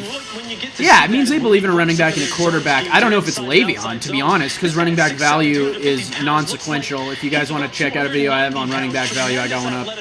But running back value, Le'Veon's not worth the money, so I don't care about Le'Veon, to be honest. You build from the line out. You don't build from the out. You don't build out in. You build from the line out. And so, for me, I don't care about the running back. It seems like they're bought into Sam Darnold. I like that. I like Sam. What this means is that they're going to try and build that offensive line up, bolster it, and then surround it and Sam with the skill players. Is protected. Boog, I tell you what, I think they got the best tackle in the draft in Mekhi Becton. I don't think he's the best tackle in the draft, also. I think he's actually probably the third best. Again, I have Andrew Thomas fourth. It is what it is. You know, if you like, it's just interesting. You got to really just enjoy the 6'7" frame and really think that you can mold the big athletic talent into a tactician, because he can push a truck, but I'm not sure how he's going to be able to handle unique defensive schemes, certain double teams. How fast is he going to be able to release and push? These are a few concerns for me, but again, this is a first-round talent, so these things I'm talking about aren't glaring holes in his game, more attributes that he needs to continue to improve. You talk about where he's come from, by his strength coach at Louisville. He said when we got him, he was about 390 pounds, and he couldn't make it through warm-ups. It was gross. We knew he had potential, but over the next 7 months, he worked his bleep off, and now you see what he's become. He is an amazing story. Yeah. So we'll see what happens here. And now we're taking a look at the first of 2 picks in the first round by the Raiders. Again, we were supposed to be there celebrating the potential of the Raiders moving to Vegas in 2020. And there you see their bright, new, shiny Allegiant Stadium. There it is, Raiders. Oh, they got all the picks of wide receivers. Now that CeeDee Lamb is still here, I believe the Raiders will be selecting CeeDee Lamb, Oklahoma wide receiver. Already talked about him. 26 broken tackles. The dude's a complete animal. I love his ability to high point, catch radius, all this kind of stuff. And I am really excited to see where they go. Jeremiah, what are you thinking about what the Raiders may do with the first of their 2 picks here? Let's see it. Well, Let's see I what thought it would be they either corner or receiver here. And Yep. I think with C.J. Henderson I already agree. being selected, I would think Yep. that points towards a wide receiver. Thank They you. need to You hit it find right a on the money. receiver C.J. to Henderson's replace gone. They need a Antonio corner Brown. receiver. They were so Corners are excited gone. about that Receivers pick, are and all obviously there. the They get their did big not board work. of I think they receivers. find his If replacement they right thought here. one I was would go going CeeDee 11, he Lamb, didn't. would be Who my do they guess go? here for the Raiders. Yeah, me too. All right, Daniel Jeremiah Me is in too. on CeeDee Lamb going to the Raiders. We'll see what happens here. We believe that the pick is close to coming in. In fact, Thank you guys so much for tuning in to the live stream of the NFL Draft. It's Game Time with Dylan Kattengell. I'm your host. So glad you guys are here. And let's see where the Raiders are going with their 12 picks. That are part of this draft, including the first ever official draft selection by the Las Vegas Raiders. And I've got it right here. Las Vegas So with Raiders. the 12th pick of the 2020 NFL My money's on Draft, CD. the Las Vegas Raiders select Henry Ruggs. Okay, and like I said, we broke down the receiver package a little earlier in the live stream. For those of you guys that might have not been here, Ruggs is your Tyreek Hill speedster, CeeDee Lamb is your do-it-all, and Jerry Judy's your polished route runner that can get himself open, get in routes, out routes, all that kind of stuff. Now, this dude is legit. I have a breakdown on Henry Ruggs on my channel. I really, really like Henry Ruggs. Now, this dude, I think what they are betting on and banking on and trusting is his ability to just burn people. He has all-time speed, elite to all-time acceleration. He's the real deal, and I think that they could see him just being a real big home run hitter. I'm not sure what their quarterback situation is, but Carr can air it out a little. And if they stay with Carr or whoever they move to, Henry Ruggs is a legitimate threat. It's not a bad pick at all, and I'm excited. Now, I'm excited. I'm in the Bay Area right now. The Niners are on the clock. You're about to see me go crazy. CeeDee's available. Judy's available. Tristan Wirfs is available. All my favorite guys are available. I love this. Watch what Henry Ruggs does playing basketball. It was absolutely... This is incredible. We actually have these highlights up on my video as well on the channel. The dude is one of the best dunkers I've seen. There's videos of him going off 2 feet and stuff, off one dribble, 2 feet, 360ing it. It's ridiculous.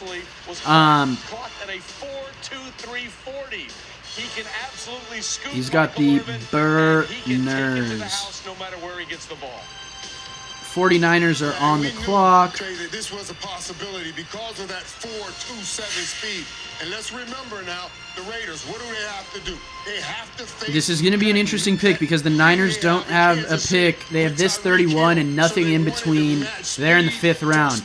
So do they go with D-line? Do they go with O-line? Or do they go with wide receiver? Do they add a corner? C.J. Henderson's off the board. No corner. I see them going with either Jerry Judy, CeeDee Lamb, Tristan Wirfs.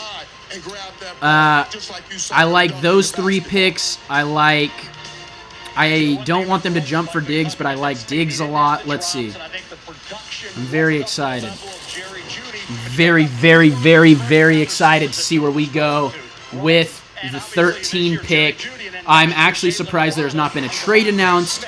The Niners have the 31st pick. It's going to be interesting to see if they want to go with an offensive lineman here and a receiver later.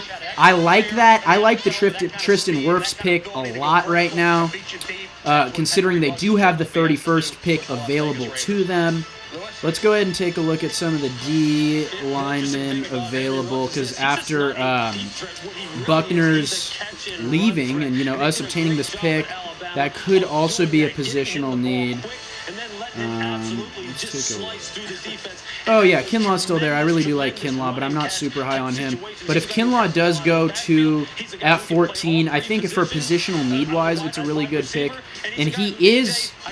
I just wasn't as high on him as a top 15 pick. So I like the pick for who's available, and fit-wise, it's not terrible, but it wouldn't be my favorite pick. But it does fill a need, and I actually would understand the pick knowing there's a 31st pick available for a receiver, especially after Emmanuel Sanders going to the Saints. So it's going to be interesting to see what they go with that pick. But I believe it'll be Kinlaw, Wirfs, CD, or Judy. You've got Henry Ruggs, who ran in the mid-4.2s. This Raider team got fast real quick. Can we all just take a moment to acknowledge what we're seeing here? Michael Irvin, you of all people have to appreciate this. Henry Ruggs is swagging out in a robe. He's just chilling in a robe. Michael, that's what you wore in the I do like the robe. The robe's cool. Yeah, and that tells you something about that wide receiver right there. He's letting you know. Big plays, touchdown. He's right at home with that. That's why he's wearing his robes. He's making a statement early, and the Raiders hope that he can make that statement late when he gets on the football field. Listen, Henry Ruggs is really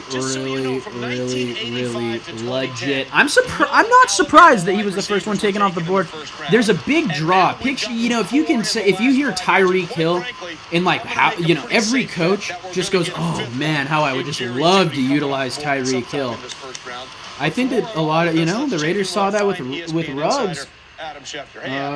As a real strong candidate to just be molded into an absolute lethal weapon on the outside. Detroit at number 3 taking calls, but no team ever made an offer for them. Miami didn't make an offer. The Chargers didn't make an offer. All right, two minutes until the Niners pick. 2 minutes until the Niners pick, and I'm telling you, man, I'm going to get loud. I am excited. I'll tell you what all my biases lie at, man. It's going to be the Niners and my Ducks. That's it. So these Herbert, my Niners picks, Troy Dye, Jawan, to all my guys getting drafted. Other than that, man, we keep it real, but I'm excited to see where they go. As an analyst, though, it's got to be Wirfs or a receiver for me. I'm not super high on Kinlaw again, but I do like him, and I do like the fit with the 49ers. Because obviously Tampa Bay has plenty of weapons. They just signed Rob Gronkowski. Whoa! There's a trade. Trade pick. The Niners traded the pick. Last year, Louis Riddick. I get it. Some of those were because they traded it to Tampa. So they got Tampa. Tampa's gonna be going back to back. Okay. It's understandable why they might get a little nervous, thinking their guy might not be there. Interesting. Yeah, look, there's no question. I like this trade a lot. I've been saying it all week. I love this trade. We didn't need the 13th pick as bad because we have no second, third, or fourth round picks. More picks are needed right now for the 49ers. Let's see what the trade is. They just need to take care of that right tackle position, and you would assume that they're going to try and solidify it here. All right, so who's the best one left, Mel? We've seen Becton go off the board. We've seen Wills go off the board. Somewhat surprisingly, we've seen Andrew Thomas. Is it Tristan Wirfs here for you, Mel? It would be Tristan Wirfs. Of course, a right tackle at Iowa, but he did play left tackle when Alaric Jackson was hurt. Obviously, still needs a little work for his freakish talent. Jake's telling me in the comments that they traded one pick back. Jake, is that what the trade is? What was the trade? Can somebody type in the chat what the trade is? I'm not sure if it's like coming up on the ESPN stream. If somebody knows what the trade, okay, now it's coming up. One pick back. What else did they get? He has a chance to be really good once he's coached up in the NFL. And obviously, Kirk Ferentz. I think they would want Tristan Wirfs. Tristan Wirfs is who they want for sure. What else? Hey, Jake, they want Tristan Wirfs. I had him as my number 1 OT. They want another somebody to protect Brady. Who did the Niners get?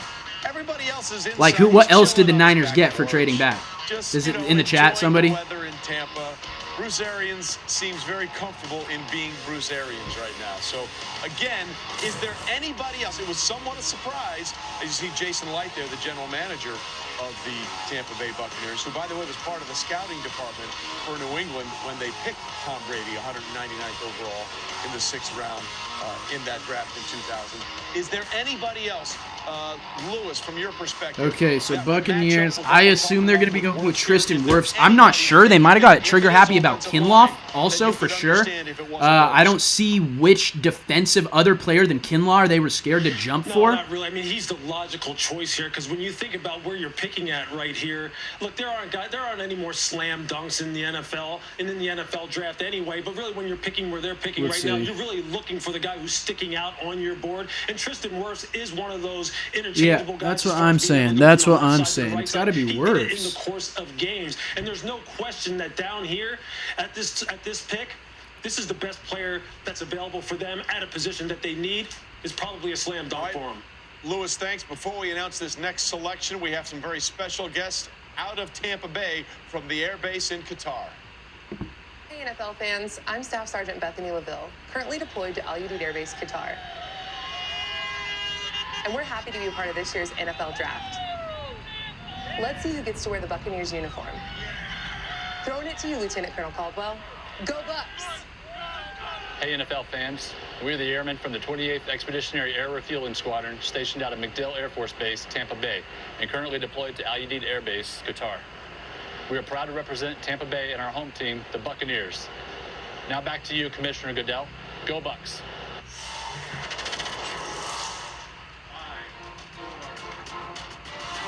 The pick is in. Thank you, Lieutenant Colonel Caldwell. Are you serious, Jake? God damn. All of our service members. Okay. Let's see. Tristan Wirfs. That's who I'm thinking they take. Let's see. San Francisco 49ers have traded the 13th pick to the Tampa Bay Buccaneers. With the 13th pick in the 2020 NFL Draft, the Tampa Bay Buccaneers select Tristan Wirfs. There it is. Put it on the board. There it is. My best offensive lineman in the draft, going 13th overall. That hurts me because that's what I was saying. They got trigger happy about us taking Wirfs. They started making calls, and that's what happened because... Or the Niners were making calls to get out of there. It doesn't look like they were because they traded one pick back. Now that Wirfs is off the board, it's either Kinlaw, which they must have felt comfortable still being there, or wide receiver. So, man, this is going to be interesting. After those first 4 linemen, I saw, in my eyes, I see a significant drop off. Oh, man. Okay, now this 49ers pick, let's get it rolling. I don't know what it's going to be now, but this is going to be really, really interesting. Oh man, it's got to be Kinlaw or a receiver. I don't know how they can jump for anybody else right now. Was a state wrestling champion. By the way, had to shed some 37 pounds to get down to the 285 minimum. He also won the Drake relays as a senior in both the shot put and the discus. He won the discus title 3 times and the shot put twice. He also set a hang clean record at Iowa. If you know anything about the strength program at Iowa, that is something people take very seriously. And oh, by the way, explosive? Yeah.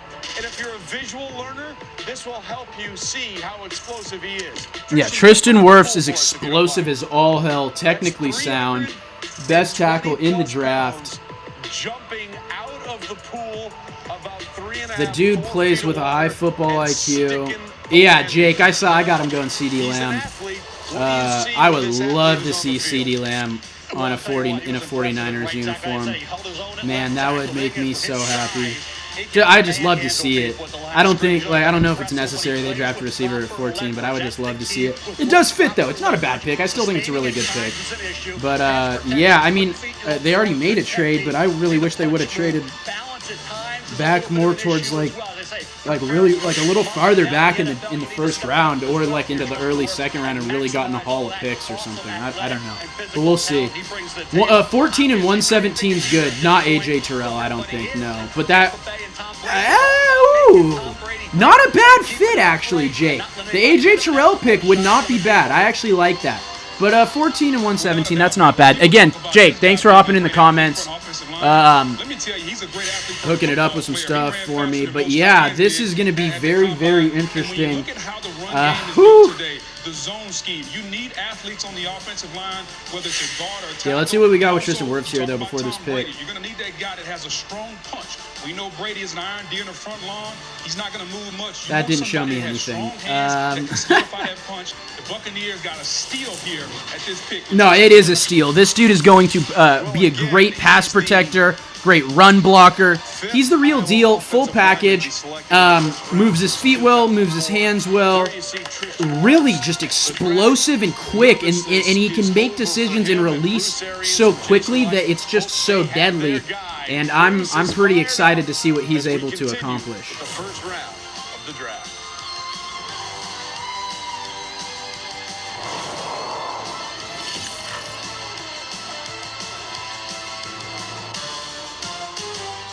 She's like the ultimate mom. She makes sure the kids are good. She makes sure the house is good. Is safe and sound enough for me to just focus on my job. I know this is what he loves to do, so why wouldn't I want to help him prolong his career or help him not have to worry about school for the kids or anything here? I got it. For everything that you've done for me and the kids, holding it down, being a rock. Come on, give me my pick. I want to see it. That's great, Cam Jordan, or whoever they had on just then, but, like, let's go. Her love keeps you centered. Show her how much she Lamb would be a nice fit. With a gift from the center. I know, Jackson in the comments. Jackson, I think you're also right. I actually think we would draft Judy over Lamb, but I think Lamb's a better pick, and he can just, I don't know, it'd be exciting to have a home run hitter along with Debo out there. George Kittle, and just have, like, CD be like a guy that can just get loose, you know, just like a get loose guy. And yeah, Daniel Boyle too. Okay. My dad. Yeah. Oh, those are. Progressive can't protect you from becoming your parents, but we can protect your home and auto when you bundle with us. Look at that. Cheese it, snapped. How's it taste? It's so thin, crispy, and cheesy. And I just want to keep eating it. And eating it.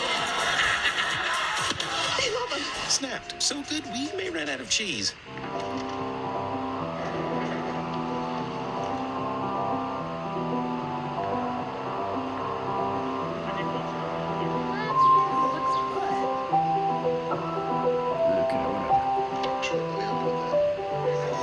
Anyways, I was trying to take a look at stats on Daniel Boyle, but yeah, let's see what the Niners do here. I'm very, very, very, very, very excited. Again, I'll rehash it one more time. I think it's going to be Kinlaw. I think it's going to be Lamb. I think it's going to be Judy. We'll see. We'll see, we'll see, we'll see! Bang, bang, Niner gang. Best pick right now, CeeDee Lamb. Who do I think they take? Jerry Jeudy. Who do I think they take if they're not leaning towards a receiver at 14?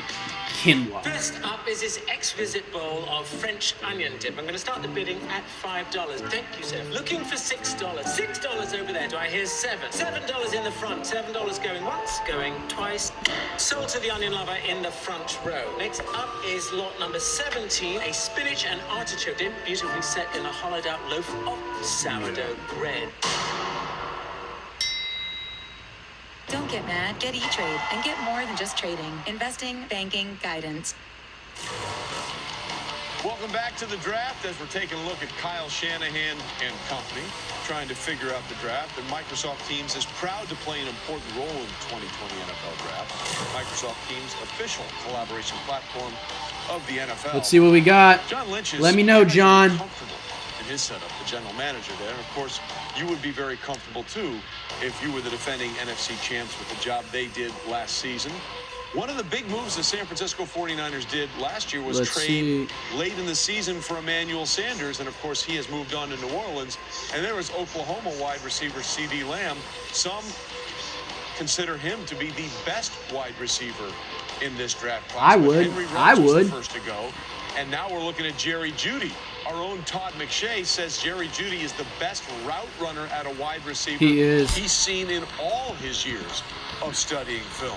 So could San Francisco be looking here at a wide Drop it in the receiver chat. Who's it to going to be, replace, man? This is going to be what they crazy. Do lost they to want to Emmanuel add Sanders? to the Let's go to defense and Michael replace Irvin here. Buckner? Michael, Do they what do you want think? If it's one of to... these two, which one do you like Man, better? do they want to add a receiver with Emmanuel Sanders leaving? What is it going to be? Jerry Jeudy does most of his work from the slot. He's about 60% in the slot. Scores 7 touchdowns out of his 10 in that slot. It's all about what San Francisco needs right here in this spot, Trey. All right, we'll see what happens there. And again, you take a look at Kyle Shanahan. We got a Judy in the comments. I see it. Like I said, who do I think that the 49ers draft? Judy or Kinlaw? Who do I draft if I'm GMing it? CD. Now the NFC West, as we said, they lost Emmanuel Sanders. There are some concerns about offensive line as well. Oh, man, oh, man, oh, man. Oh, it's so hard to watch. Give me CD, man. I was screaming at the TV for Debo last year. Give me CD. Let's double it up, huh? Come on. Come on. Judy's a surefire stud, I know. In the 2020 NFL Draft, the San Francisco 49ers select Javon Kinlaw, defensive tackle, South Carolina. Yeah. Well, perhaps another surprise, but Javon Not Kinlaw surprised. is one hell of a Javon football Kinlaw, player. big, His powerful story is DT. also amazing. Let's go ahead But and what you take a need look to at what know about ESPN him has to say. They'll have more to say than is I have to how say he for grew sure. up. But He split he was a time very between good his physical mother and force in father South in Carolina. Goose Played Creek, SEC South Carolina. football. Very, very competitive conference, as we know.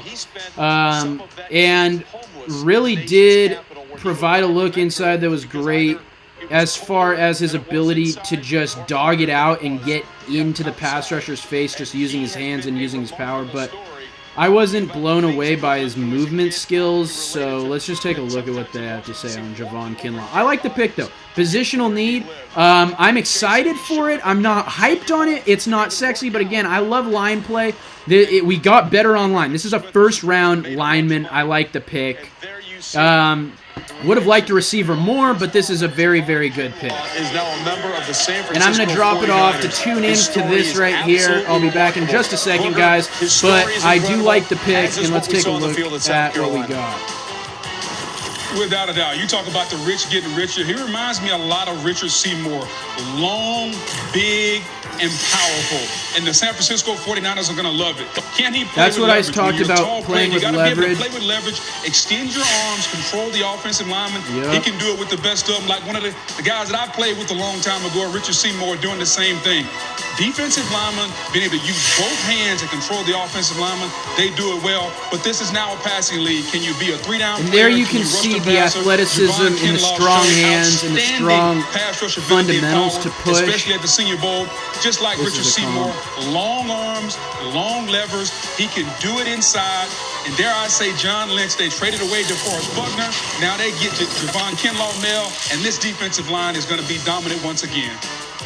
Boom, talent-wise, 6'5", 324. Remember, he was 340 early on, managed his weight, got it down to 324, played through a hip injury in 2018. This past year, first 5-6 games, he was dominant. Actually, 5 sacks in the first 6 games, only 1 the rest of the way. And that's where Derek Brown, week in and week out, was dominant. Kinlaw had that great start. Then teams adjusted, and he wasn't quite as much of a factor. Not but he's super got explosive, but incredibly good long arms, and strong. Huge hands, DJ. Physically, if you could draw up a defensive tackle, Javon Kinlaw would be that guy. Yeah, he reminded me of Yeah, the Marcus Stroud physicality when I of watched him is Bell. awesome. And The this is somebody, 6'5", when you put on and the like I Georgia said, game just and the his Alabama bull game, rush the best inside, opponents they played, and his hands he are was so dominant against strong those that he can quality just get offensive up and lines, then so that's get what jumped out to downhill. me. And Louis, I just add one thing here with this selection. This is outstanding by John Lynch. You trade DeForest Buckner, you get the 13th pick. You trade back to 14, get an extra pick, and you replace DeForest Buckner at the same position with a younger, cheaper player. This is John Lynch putting that Stanford education to good use. Without a doubt. Look, it's great value for them. It's smart team building, and they're staying true to who they are, DJ. They're a team that No, that's a good pick for the reasons they just said, too. I actually liked what they had to say there. Being able to trade back, get another pick, get a player, and probably draft who they were looking at anyways is great football maneuvering. I really, really like that aspect of it. From a football perspective, it's not bad at all, especially if you're high on Kinlaw like most people are, and I still like him. I think he's going to be a productive player, but he's cheaper than Buckner. He's He's going to not provide what he was immediately, but they project him. I don't think he'll be as good as Buckner, but he will fill that need immediately. He's a 3-down player, and the 49ers were able to move to still get the guy they wanted. Like I've been saying, I didn't think they wanted a receiver at 31. Again, I said it, I was excited for it. Would have been sexy, but I was surprised they didn't trade farther back, and that's good football maneuvering to put themselves in a position to get a lineman and also have that 31st pick still available. Have more picks, get a little deeper in this draft. I like it. I think they'd be 8.5 grade, 8.7, B plus, B plus. Entertainment you want. Daily is usually watching a TV show. Not an A minus. Is almost always listening to music. We love Verizon. So I get the shows I need when I need Draft them. grade Now, A minus. Unlimited plans come with your favorite artists on Apple Music, shows and movies on Disney Plus, and over 70 top Denver, channels they're going to go with a live wide TV receiver, I think. Music Help out plays a Drew huge role Lock in our family. with this upcoming Plans pick. start at just $35 With so Drew your family Lock's can mix, arm, match, and save. they Shop probably online want today, more of a only at playmaker than a Verizon. precision route runner because Drew's not the kind of guy to throw someone open necessarily. So I see more of a CD Lamb, really big catch radius, good high point, do-it-all receiver. Going with the 15 pick, let's go to the NFL Draft Tracker, see what's up, see what they have as far as available picks for the Broncos, some team needs they might have as well.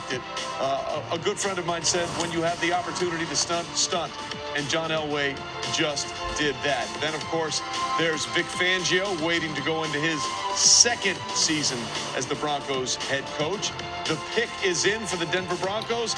Let's see what they got. I think it'll be either CD Lamb or we'll see. With the 15th But I think it's probably going to be the CD 2020 Lamb. NFL Draft, the Denver Broncos select Jerry Jeudy, wide receiver. There it is. Alabama. Okay. So they had Judy Iyer on their boards. This is not a surprise. I'm not going to react crazy to this because every team's wide receiver board, as we saw, Ruggs being the first one off the board.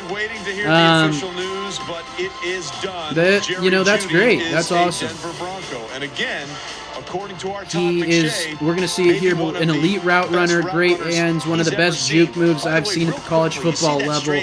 Excellent ability to get himself open, knows every route in the route tree. Shannon Sharp said, has him scouted him, said he's running NFL level routes that he shouldn't, be able to run yet.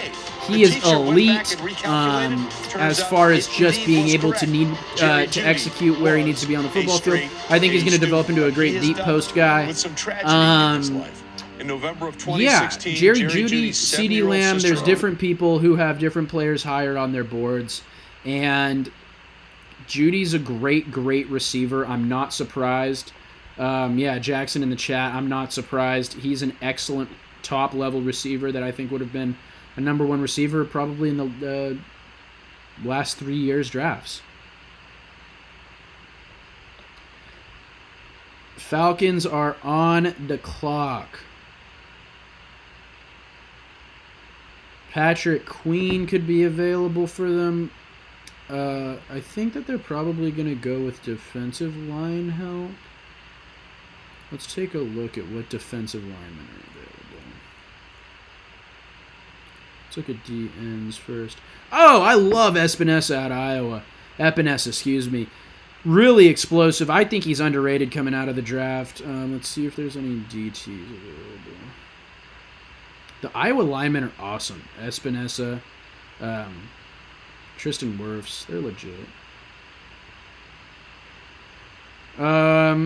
Jordan Elliott out of Missouri is really good. I had one of my guys, Ben, hitting me up about him. I took a look at his tape. He's really good, but I also don't see him going this early.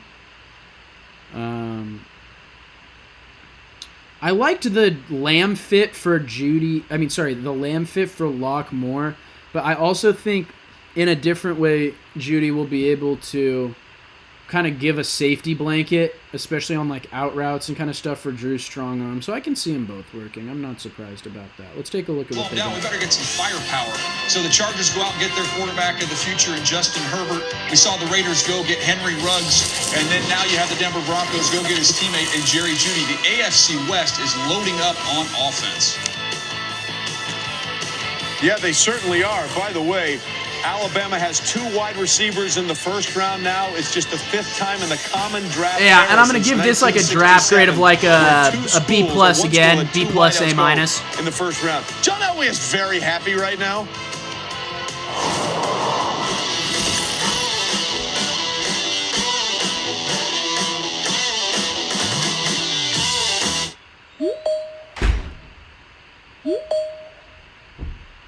I think at this point, this is definitely a sea change. The amount of changes that have happened in medicine in the last 2 weeks are more than I would have expected in like 2 decades. We have rolled out teams across our network, and we went from essentially no televisits to approaching 5,000 visits a day in the last week. That is pretty amazing. You connect with them via a video visit. The partner actually can interact and hear the counseling that's done. These visits are surprisingly intimate. And I can actually share my screen and show the x-rays. 5-10 minutes and we were done, and she could go outside and play with her kids. From the clinical aspect, it allows us to continue to take care of the patients. We really moved some mountains in our network, and Teams has been a huge part of that. Completely agree. This is going to be a game changer for medicine.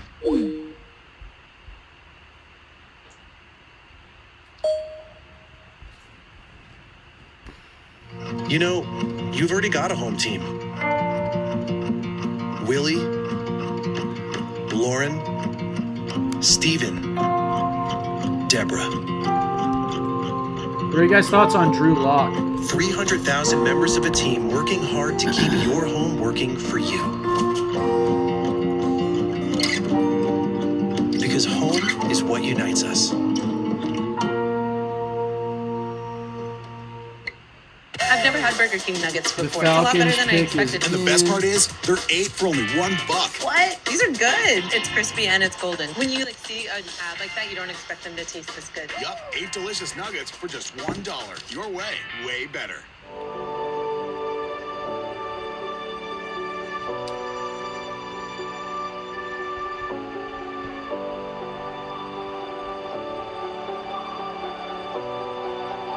The pick is in.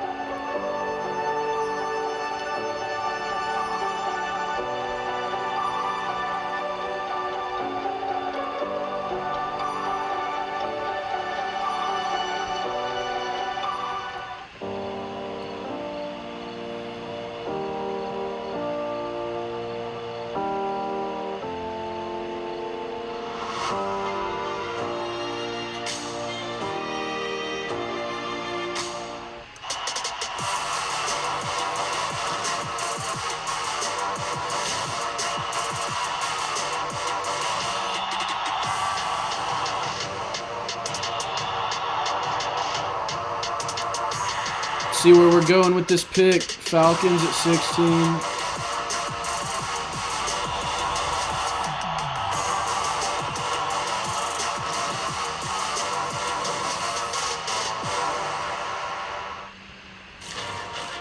Welcome back to the draft. Roger Goodell doing his part, FaceTiming with all the quarterbacks taken in this draft. You see Tua Tagovailoa there. You had Joe Burrow and Justin Herbert as well. Meanwhile, let's take a look at Mel. Brought to you by Lowe's. Mel, what do we got? So you got Philadelphia, Minnesota, New Orleans, all looking receivers. There's C.D. YAC, yard after catch. He's phenomenal there. C.D. Lamb is. And you got the heck of a football player, Xavier McKinney. Justin Jefferson improved by leaps and bounds this past season. Chase on had some injuries, but he's an outstanding pass rusher. And Kenneth Murray, all this kid does sideline to sideline. Man, Oklahoma. Kayvon Chasen, Kenneth Murray. I really like Kenneth Murray, the linebacker out of Oklahoma, fitting when you here. look at the Falcons and the Cowboys coming up, both of those teams need edge rush, and the second best edge rusher in this draft by a lot of people, myself included, was Kayvon Chasen. You got to think at some point he's going to be up to come off the board pretty quickly. All right, Boog, thank you. There you see Dan Quinn, Arthur Blank, and GM Thomas Dimitroff. By the way, if anybody was going to nail the virtual draft, it would be Thomas Dimitroff. He was showing off his setup like 3 weeks ago. So we'll see what the Falcons are doing. We know their head coach, Dan Quinn, is a guy who built his reputation on speed defenders. That's what got him the Atlanta head coaching job, the things he was able to do in Seattle as their defensive coordinator. So where will Dan, Arthur, and Thomas Dimitroff go as we reach the halfway point of the first round of the draft? The pick is in. Let's find out what they're doing.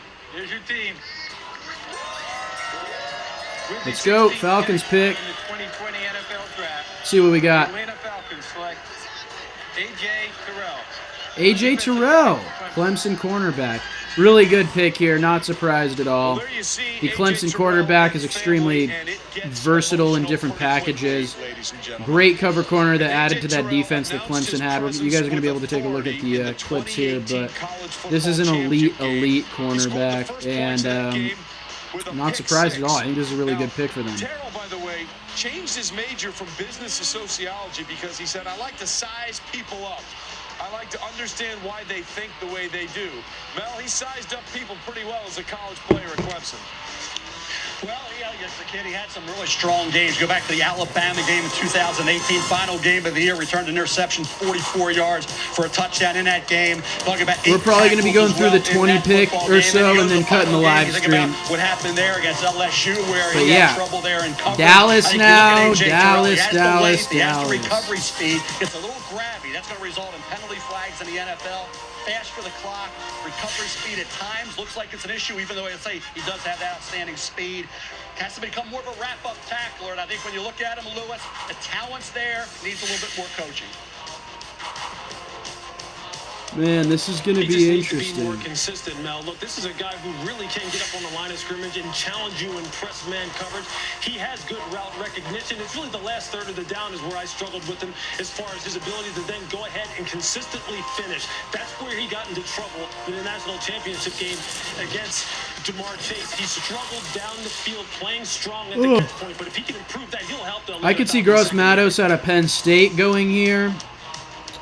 I could see Chasen going here also for sure. I think it'll probably be one of those two guys. The Dallas Cowboys are on the clock. We'll see what happens. Jerry, very impressive setup for the virtual draft there as the Cowboys owner, president, and GM is there. But they're trying to reverse a trend. It's been a while. The Cowboys' last conference championship appearance was in 1995, and they went on to win Super Bowl 30. And these are the teams without a conference championship appearance since 96. And as you can see, the Cowboys are the only one on that list. They're the proud owners of 5 Lombardi trophies. But wait a minute, let's go back to that cartoon. Who was that on the right? On a horse? Michael. Now, you don't look I don't care about any of this. Let's just see who the Cowboys pick is. Come on, in. Let's go.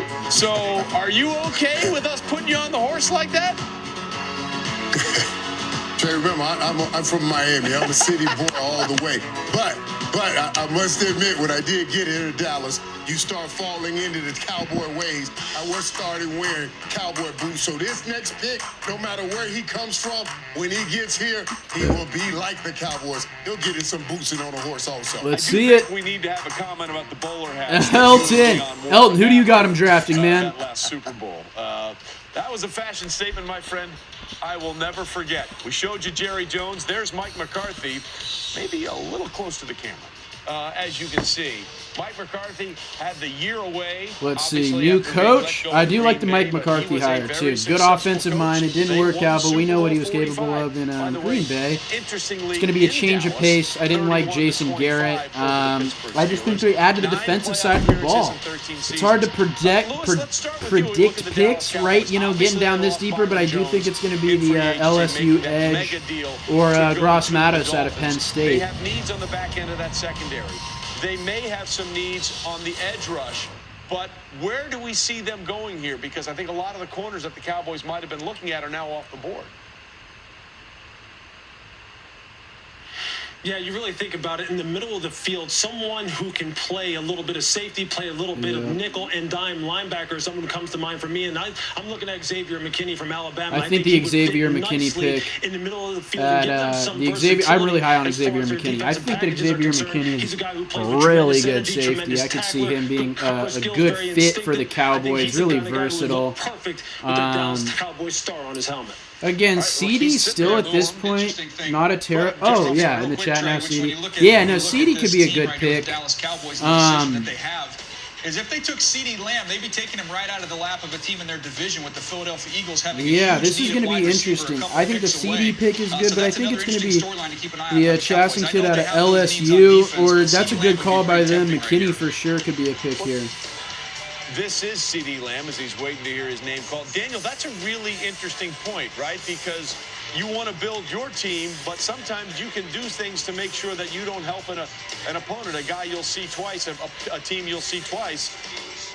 And Mel, listen, from the value of the pick here in terms of where we are in the draft at 17, are you surprised Lamb is still there? A little bit. I think you look at a guy like C.D. Lamb inside, he was 50% of his production, outside 50%. DJ mentioned Dallas. I had Lamb going there in a mock earlier, one of the earlier mocks, because of that third receiver being an issue. You got Amari Cooper, Michael Gallup, that third guy, whether it's Lamb, Justin Jefferson would make sense. Obviously, I go with Lewis with Xavier McKinney. Love him as a football player. Antoine Winfield Jr. is obviously a kid. Yeah, the Winfield Jr. is also would be a good pick, but I think it's got to be McKinney, CD, or Chasson. Anchor that Michigan line the last 2 years, but I think that third receiver, if you want to do that, it's tempting here with Lamb or Jefferson. Let's see what Jerry goes with. Let's see what he does. A good conversation. Smiles on the faces right now between Mike McCarthy, the head coach, and Jerry Jones, the owner, president, GM, and master of time, space, and dimension for the Dallas Cowboys. There's a lot of ways this team could go, and this is a team that has their franchise quarterback, although not fully signed, has the running back. That offensive line that we looked at from a few years ago is not the strength that it was. Here we go, here we go. Who's it going to be? Is it going to be McKinney? Is it going to be C.D. Lamb? Let's see what we got. With the 17th pick in the 2020 NFL Draft, the Dallas Cowboys select C.D. Lamb. There it is, C.D. Lamb. That is that's a good pick for them. I am not surprised. Like they were saying, with Gallup and Amari being there, they now have a very, very good top 3 receiving core. I really like the fit to add to that depth. McCarthy's an offensive guy, so if he had any influence on this pick, I wouldn't be surprised. But this is a really good pick. I had him as the #1 receiver off the board. This fits. I really like it. Good overall pick. B grading, B plus grading. All right. Gallup, Amari, and CD. That's legit. That's legit. Watch these highlights, man. This is ridiculous. The instincts are crazy. He gets loose, fast.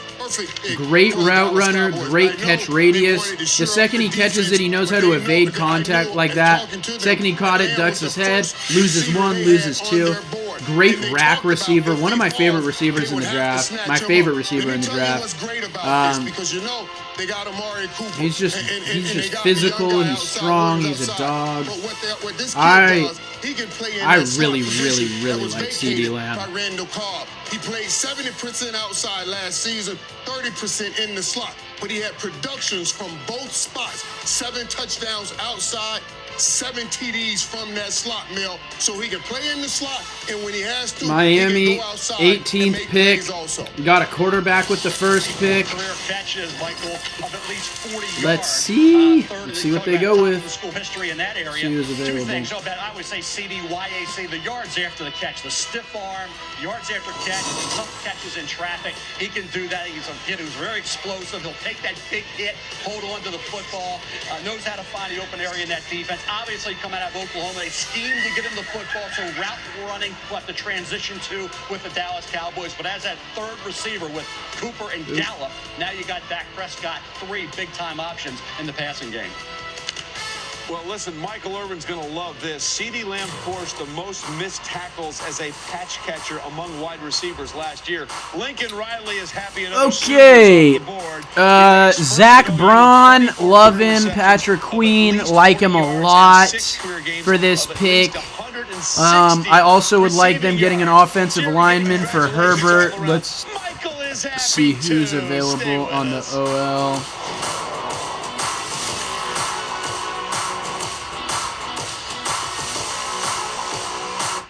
Here's the thing about managing multiple clouds for your business. When you've got public clouds and private clouds and hybrid clouds, things can get a bit... I really like Josh Jones out of Houston. I think this fits. I think Patrick Queen fits. I think Xavier McKinney fits really good. Those are three guys that I could really see dropping into this pick for the Dolphins. Quarterback's already addressed. So Zach Braun, Patrick Queen, Xavier McKinney. The mask makers, with the top level targets off the board, maybe not a receiver here now that CD's not available. I don't see that. My guy, fourth guy is off the board is Ayuk. I don't know if he jumps here, but I actually don't mind the Ayuk pick. But no, I would go more with a Josh Jones, a Patrick Queen, or a Xavier McKinney. What's good, Henry? Thanks for hopping in the chat, man. Hope all is good out on the East Coast, brother. Sometimes the front lines are in our own backyard.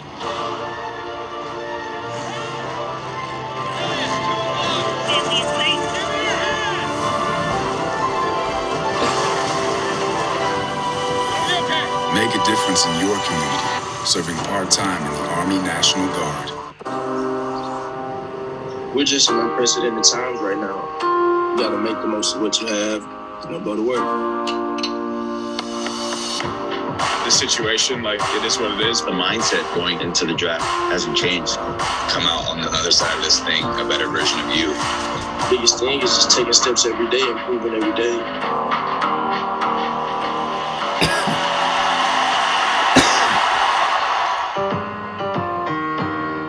People like us, we need power.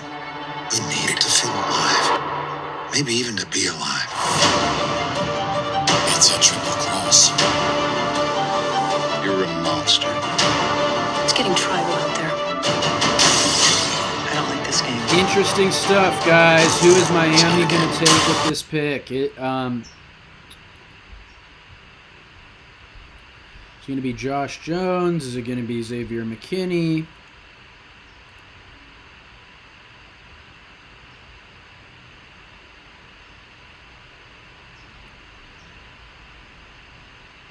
Patrick Queen. Chasson, again, another potential pick. I don't know if they really need edge help, though, so I'm not sure about that, but we'll see, we'll see, we'll see.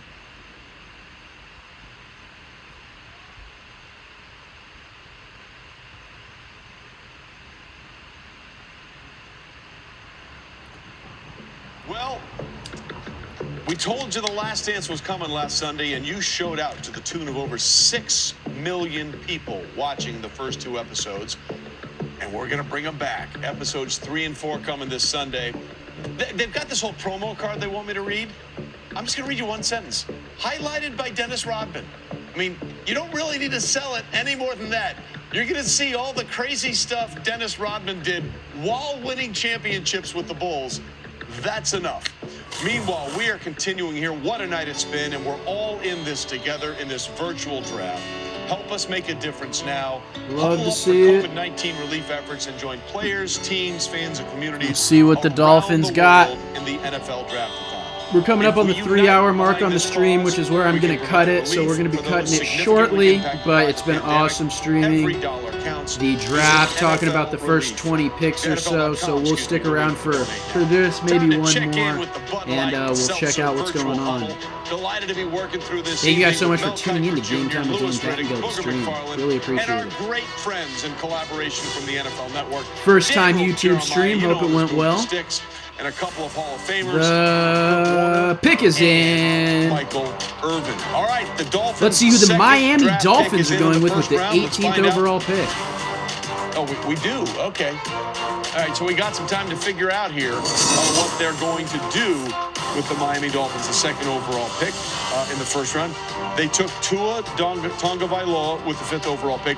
This is the pick they got when they traded away Minkah Fitzpatrick to the Pittsburgh Steelers, the pick they got back there. And look, the Steelers are very happy with that trade. Minkah made a huge difference on defense. Very good for the Dolphins are in rebuilding mode right now. Mel, as you look at what's available here to Miami, what makes sense to you? Well, you got to take offensive tackle. You got to protect Tua whenever he's the starting quarterback, and that offensive line's a big issue. You got to believe, even if you have to reach a little, Trey, offensive tackle. All right, we'll see if that's the case. Brian Flores and son look very happy, as does Chris Greer. Now we can tell you officially the pick is in. Let's see if they do go up front. We got see good what they're news going for Tua with. here. We got good news for Tua. With the 18th pick in the 2020 NFL Draft, the Miami Dolphins select Austin Jackson, tackle, USC. You know what just happened? Roger Goodell tipped the pick. He said we got good news for Tua. You knew it had to be an offensive lineman. And there is Austin Jackson. First team All-Pac-12 out of USC as a junior last year. Ran the 40 at 5.07 maybe at the were combine at 6'5", better OTs available right now. I would have maybe gone. Grandfather Melvin was an offensive lineman at USC's national championship team in '74 and played 64 games for the Green Bay Packers. But as his family, Jackson donated bone marrow to his sister last summer. Autumn Jackson has a rare disease called diamond black fan anemia, a genetic disorder that prevents her bone marrow from producing red blood cells. As a sibling, Austin Jackson was the best match, but it was only about a 25% possibility that his marrow would match. There are 12 markers they use to designate whether or not someone's a good match. I like it overall. Austin Jackson was a perfect 12 for 12. And this was not an easy thing that they do.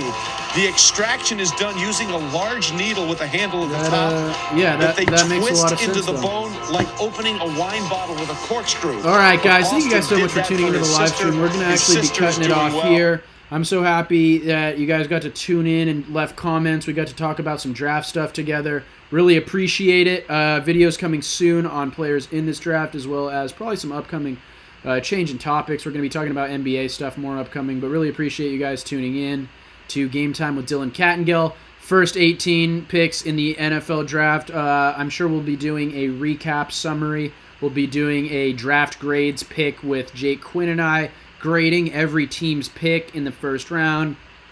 All that kind of stuff. Thanks again, guys. Really appreciate it. Catch you soon.